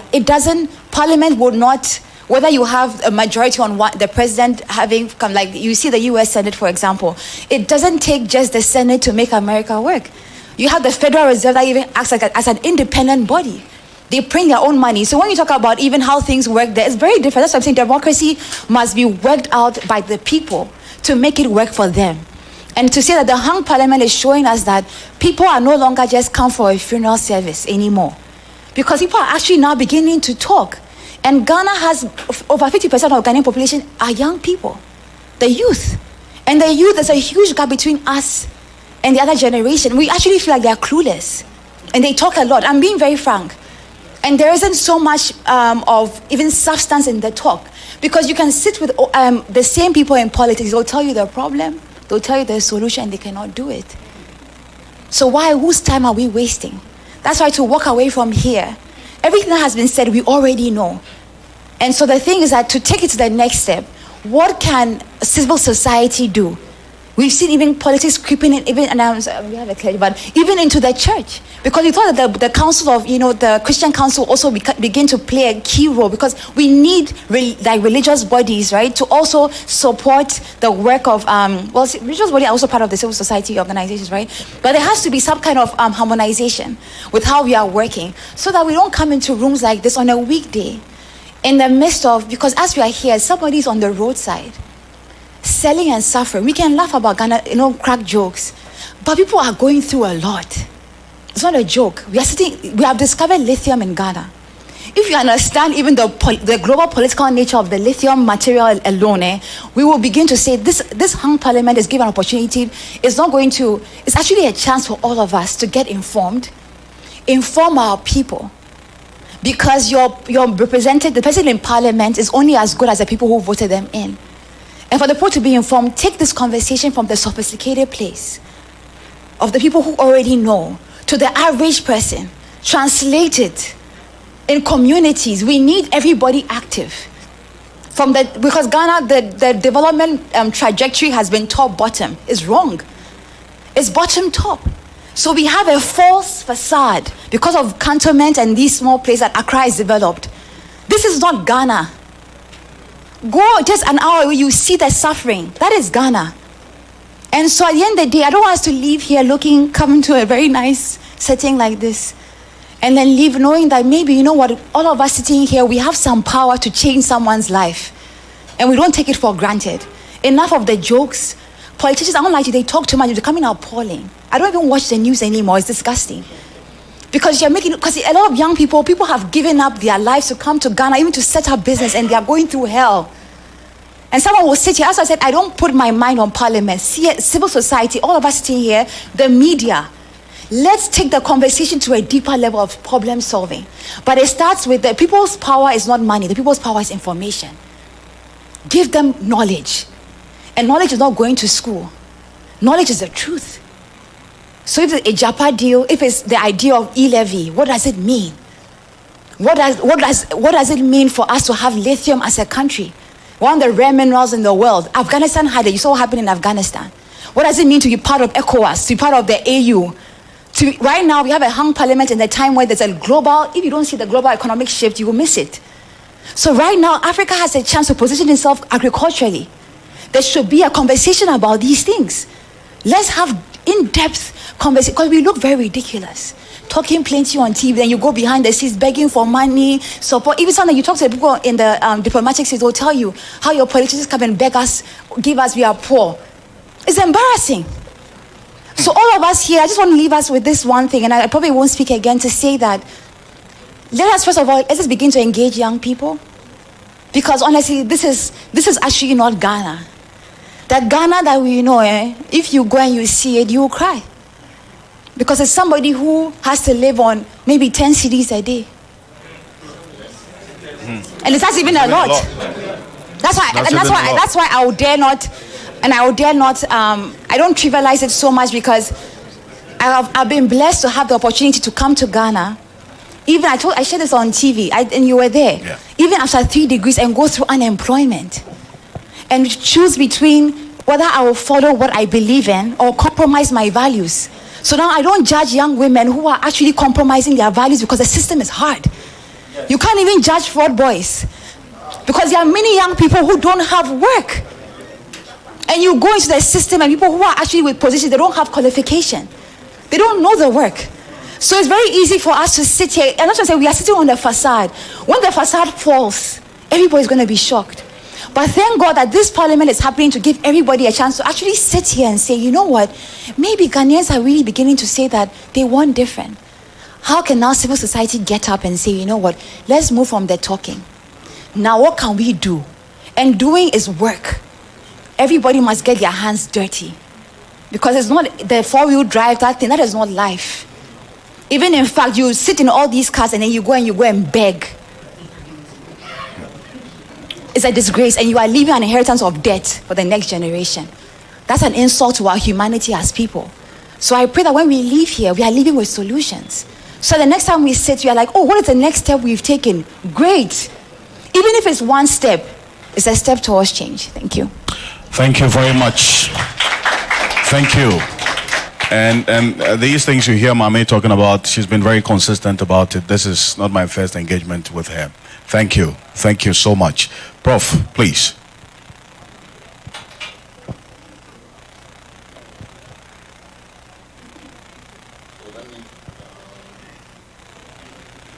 Let me just let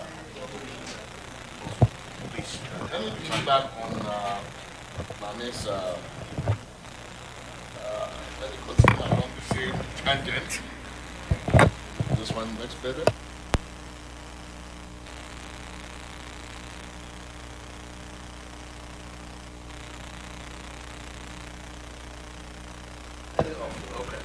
Hello? Okay. No, so I think we've been trying the last 30 years to do democracy without Democrats. Let me put it that way. Right? So we have to recognize that we came to democracy in a way that is fundamentally different from how more established democracies have come to democracy. You know, in the more established democracies, they came to democracy incrementally. Not all citizens even were allowed to vote. So you had to be a property owner at some point. You had to be educated. You did the literacy test. All of those things, right? Democracy has been an incremental evolutionary process in many countries. We, of course, didn't have that luxury, if I may call it so. We came to democracy through a big bang. So on one day, everybody is pronounced eligible to vote, and on that day, universal adult suffrage is accomplished in Ghana. You are now democratic. Go and vote. Choose your people. Let them govern you. Now, there are a lot of challenges with that, right? We can't roll back that kind of process. It's difficult now to say that, well, if you are not this level of education, you can't vote, or if you are not that, you can't vote. It's not about really education only. If you don't have this property, you can't vote. If you're not that, you can't vote. But what it does mean is that we have come to democracy with considerable deficits, including in our understanding of democracy itself, right? And in our appreciation of it. So people sell their votes. They think that, well, they are cashing in or cashing out, or that's their cocoa season, right? But of course, they don't know that they are being the Esau's in the Jacob story, right? That they are selling their birthright for a pot of a mess of, how is it called in the Bible? It's been a while. A mess of pottage. But that's what we're doing, right? Immediate gratification. You are selling your long-term welfare. The Jacob will take it away and prosper.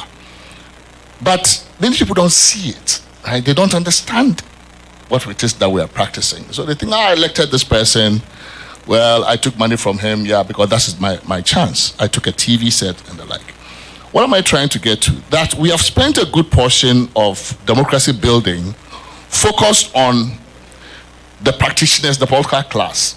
Now, we, CDD, other groups, we spent considerable resources on capacity building, technical capacity, in capacitating the institutions of democracy, which is good. You have to invest in those institutions.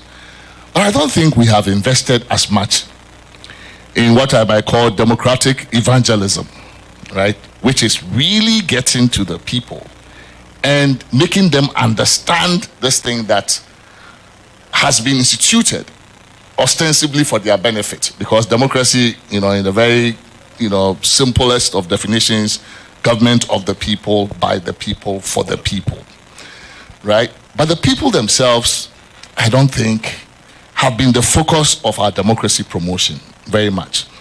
We have a resource in the Constitution, National Civic Education, National Commission on Civic Education. Not that many constitutions have that.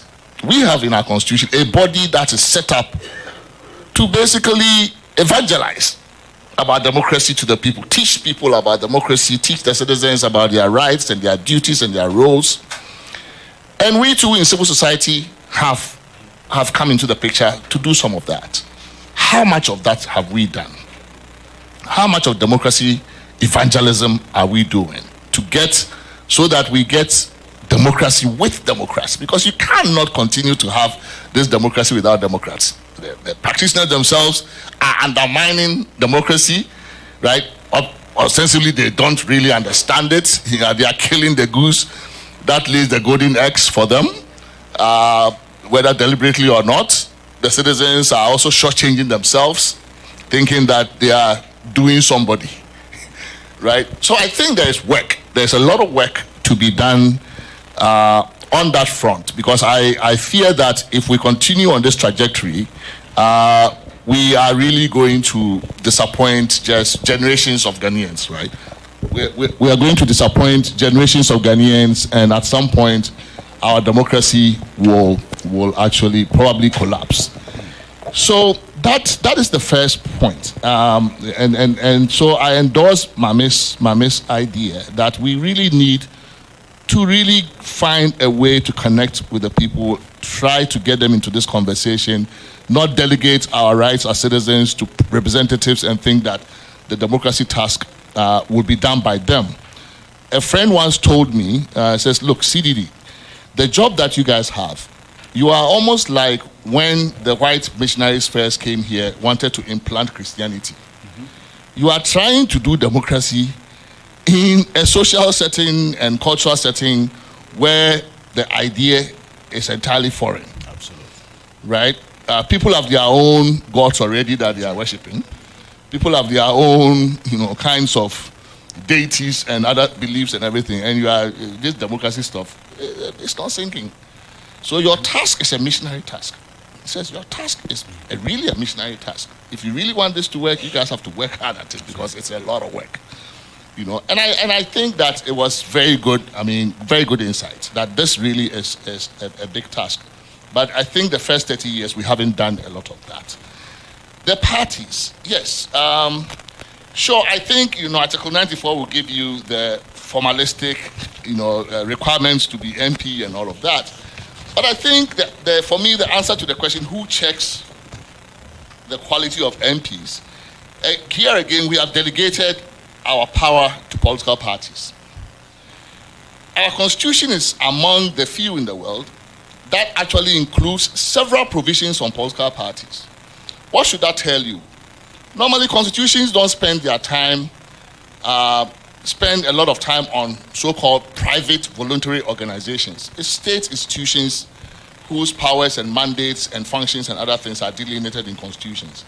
So why are political parties in the Constitution? And why are they just the only ones in the Constitution that are supposedly private and voluntary? It should tell you that our conception of parties is not some private club whose members can do whatever they want. Because we make a clear connection between the character of parties and the character of our democracy.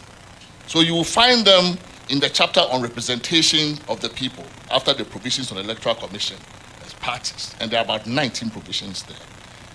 So our parties are not these private clubs. We have allowed them to do whatever they like. So they can sit there and say, our rules for choosing you include, you have to nurture the constituency. What does that mean? What does nurture the constituency mean?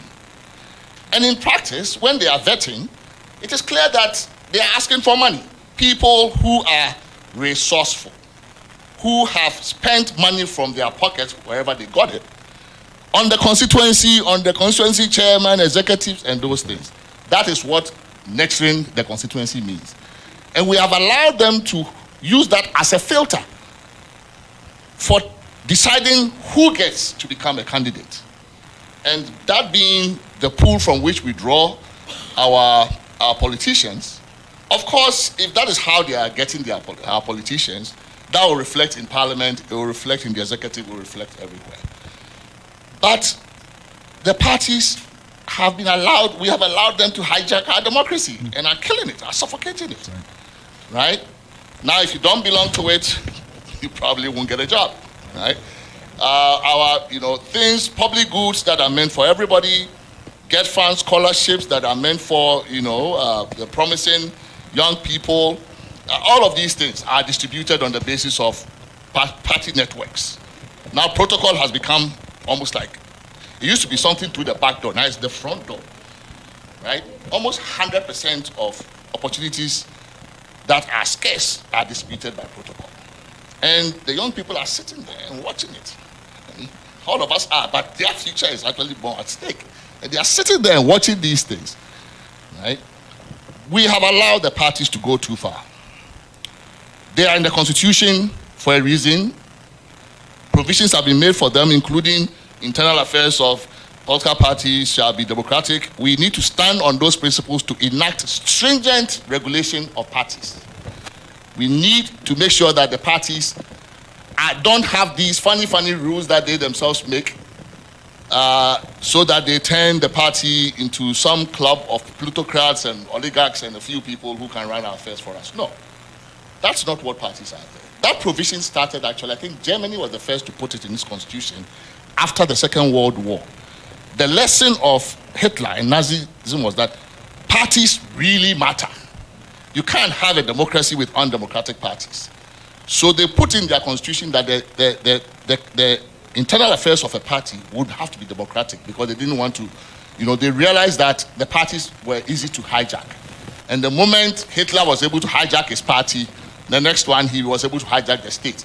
We can't get good democracy from parties that are themselves not democratic. So we need to go back to the Political Parties Act and actually almost rewrite it. Create rules to regulate political parties, possibly get a different political party regulator that's not the EC, focus on things like campaign financing, on democracy, internal party democracy. Because we are at risk of turning our democracy into a government of party and party politicians, for party and party politicians, by party and party politicians, and that is not going to work. Finally, I think on the question of what do we do in the current parliament to get around this problem? Not all of the problems, not all the solutions have to be scripted in the constitution or in legislation. Every constitution leaves a lot of room for politics and for statesmanship. Right? So sometimes while I support constitutional review and CDD, during the CRC period, we formed a coalition to push for constitutional reform. We have a lot of proposals and all of that.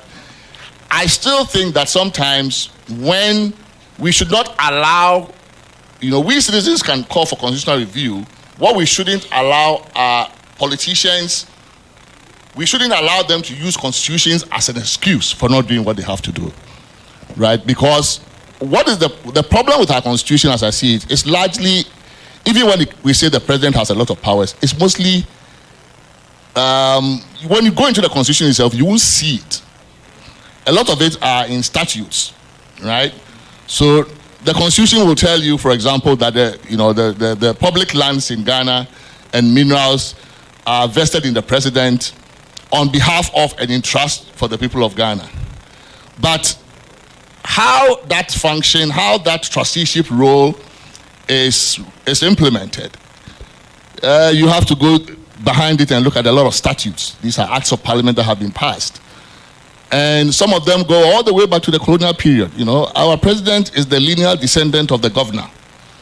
In this recent Achimota stuff, you see that some of the legislation they are quoting is from 19-something, 20-something, 30-something, right? So it tells you that it's not just the constitution, right? A lot of things can be done within this constitution. Now, I've given, some models. There's no reason, nothing in the constitution says that when you are crafting policy or originating it, you can't bring in MPs. Nothing says that. You can always, in fact, you can bring in CDD, you can bring anybody you want. You can bring them to parliament, you can bring them to cabinet. Nothing says you can't do it. If you can bring your party secretaries to cabinet meetings, you can bring in, anybody, right? So it's statesmanship. These moments call for statesmanship and leadership. Somebody has to step into the void and say, look, this is what needs to be done. And I am going to break the ice. I am going to invite you to this forum. And yes, you are opposition, but come, let's sit down. We want to do this. In this 4-year period, 2-year period, this is our agenda. This is the nature of the parliament. How can we negotiate around it? I don't know if part of the problem of working this out is that there are too many lawyers. who have a lot of influence in our system. And I say that as a lawyer myself. But, I think, lawyers, I don't understand why we tend to see lawyers only as people who litigate and must therefore differ. That's one model of being a lawyer, is that I am a prosecutor, you are the accused, I am the plaintiff, you are the defendant. There's always us versus them.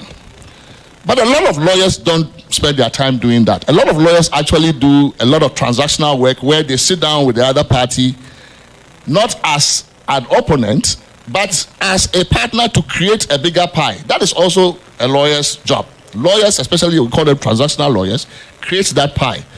For me, that is the model that this movement calls for. It calls for, even if those who are lawyers and like to talk and argue with each other by heart, no, that's not the model that we need for this parliament. We don't need the litigator model for this parliament. We need a transactional model for this parliament, a transactional lawyers model, where the lawyers sit with each other so that they can craft policy that would grow the pie for all of us as a country, right? That can be done. If we want long-term to solve this, I believe if we don't want divided government and the risk of paralysis that it might create and an invitation for, extra constitutional rule by a president, then this whole idea of ministers coming from within parliament, we must do away with it at some point. But we don't even have to wait for that. I think the current parliament, and I was expecting it to be done. One thing that is not a constitutional requirement, MP sitting on boards. Why? Why should an MP sit on a board of a state-owned enterprise? Why? It is not done in most places. It is so not done. You are the one overseeing the executive whose mandate often includes, these various state enterprises. And you are going to sit on the board for what? To collect allowance, have procurement opportunity. Why do we have to allow that? I was expecting this parliament to stop it. In fact, one of my biggest disappointments so far is that this parliament has not stopped this practice. The first thing I was expecting that the speaker and others would do. Say, Mr. President, sorry, but this practice, we have done it. Both of us have done it. But in this parliament, we are not going to allow you to come into our parliament and be picking people to serve on boards. But the president does it freely. Nobody is stopping them. Because it's to the benefit of the members of parliament, isn't it? Yes, but it is not done. There are conflict of interest provisions in the constitution. There are rules about privileges committee. If somebody will take another job, speaker must approve all of those things. They are just there. They can be used to stop this practice, right? So some things can be done. I've listed some that basically can be done now. It's a matter of statesmanship. Others can be done as a matter of just tweaking and implementing some of the existing rules. And others might need constitutional reform, But I think that this opportunity, if we we skip this opportunity, next time, I don't know. Thank you very much, ladies and gentlemen. Please, round of applause for the panel members. I think that we've had a very progressive conversation and feeding into the bigger picture and what next for this democracy and this 8th parliament as we have it. There was a question about, so after this conversation, what next? I know Dr. Kojo Asante would answer that. Okay, so I have that in mind. Thank you so much. We can resume our seats now. Please, round of applause for them once again. Thank you. So on the question of after this conversation, what next? Dr. Kojo Asante, Director of Advocacy and Policy Engagement at CDD, would give the closing remarks and answer that question of after this engagement, what next? Please, round of applause for Dr. Kojo Asante. Thank you.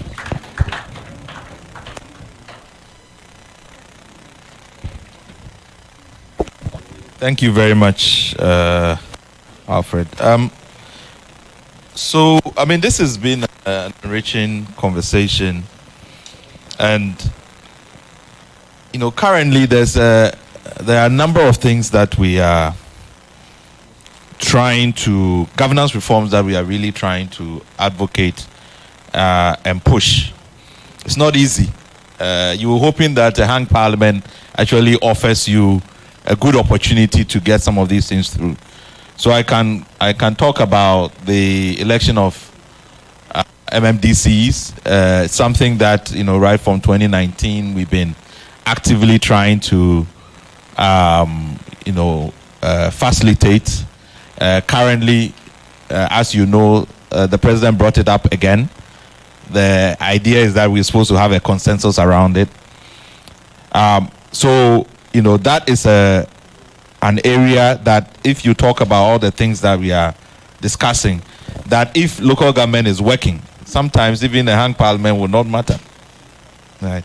But local government, when you go around, just doesn't work. The people know that it doesn't work, and yet we are talking about democracy, and as Mami is saying, it has to be from the bottom. So we really have a lot of work to do, but that is one area that we are looking at. We just civil society just met recently looking at that. We know that now that elections are not enough, that you need other reforms to go with it. Otherwise, you're going to have the same problem. If you were to do elections now, you will have 33 mayors in Accra. What are they doing? Your rubbish will still not be picked up, right? And the money that you're going to put into all of this. So there's a lot to reflect on. The other issue is campaign financing. Alhaji Yunusa Fuseni has been part of the working group that has been meeting here, Mr. McMenu, Esiedun Ketia, all of them, because now the parties really now even understand that, as even managers of the parties, what they say even doesn't matter. As people bring money, and who are you? and that is what is the parties have become transactional. Everybody, I pay you, and you become, and this is for national executives, this is for candidates, polling station, all levels. So something has to be done, and we are really thinking short term. What do we do before the 2024 election? We know we have to do even bigger reforms, to go forward to try and address it. So that's happening. And as the more we talk about this, we see that all of these issues overlap. And we have to find a way, to sort them out.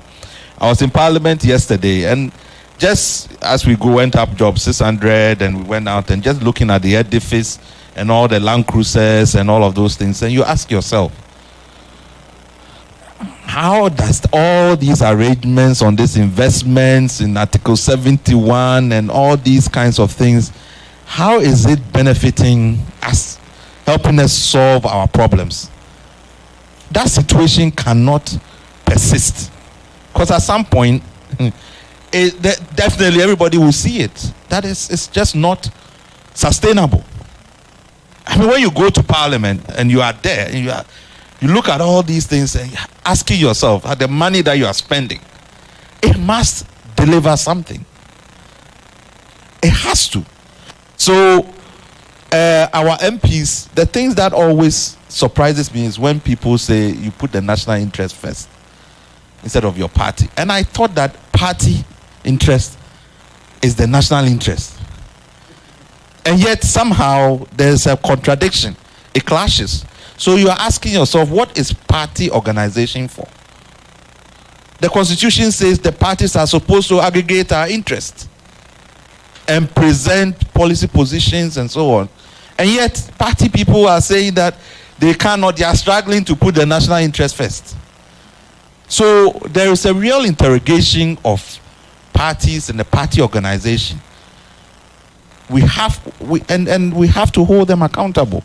And as Prof. Prempeh is saying, they have been doing self-regulation. If you look at a lot of party constitutions, they don't talk about corruption. They don't talk about corruption. So I think the regulation has to be external, and then it has to be for everybody. There are two ideas that I've had for many years, and I mean it happens in other jurisdictions. When MPs go on recess, why can't they commit 2 weeks or whatever for town halls? Because in most, whether in UK or whatever, when people go on recess, it is a matter before on the floor. That's when they go to solicit. It's a mechanism for soliciting inputs from citizens. And if these things are regulated in a competitive environment, somebody's not going to say, no, me, I'm going to a funeral. And that he gets an advantage over you. Everybody is going for town halls. If it's done even every quarter or whatever, at least there's a mechanism for soliciting feedback from citizens, whether it's e-levy. Then we know that, yes, the MP went to his community. He had a public engagement. This is what they said they want to hear about e-levy. How difficult is that going to be? We don't have that mechanism. We've not put that in place. But we can. And within this dispensation. The other is Constitution Day. Constitution Day, for me, that is when we meet our assembly members. All across the country, instead of going to the beach on that day, we should all be meet at the smallest unit. We all should be meeting in our community and discussing our community problems on that day. That's good. Isn't that the democracy, the life wire of it? Why can't we be all meeting in our locality? When we're doing the 2019 elections, I was trying to find my assemblyman. It was a struggle, right? But a lot of people don't care about even who represents them in that smaller unit. And we have to engineer that, facilitate that, make that as part of the culture. And it doesn't take much to enact legislation. Even private members, you can even do that. That on Constitution Day, every assembly member will hold a small gathering of his own community for people to get also feedback from that process. So there are ways in which I think we can give life to our democracy. But I think from this discussion, for us, we are very much engaged in making sure that the current arrangements in Parliament work. The standing orders of Parliament, which, I mean, it was going to be agreed even before this Parliament started, and somehow it was truncated. And it has very good provisions, giving even the minority chairmanship of certain committees of Parliament, and we just abandoned that. So why can't we go back to that and pass that new standing orders reflecting the nature of our current situation? And I think the speaker mentioned it yesterday, but there should be an agency, and I think the public should support that process, that look at the standing orders so that you can help create an environment for more coalition politics and consensual decision making. So let me just thank you for coming today. There's a lot of lessons. We'll put this in a very quick policy brief so that it can be a connecting reference point for the conversations going ahead. But as we have said, we've been working behind closed doors to engage MPs. We are working on all of these reform issues because we see our window closing for self-correction. And if we don't take advantage of it, we will lose this democracy. So that's the agency that we are pursuing this with.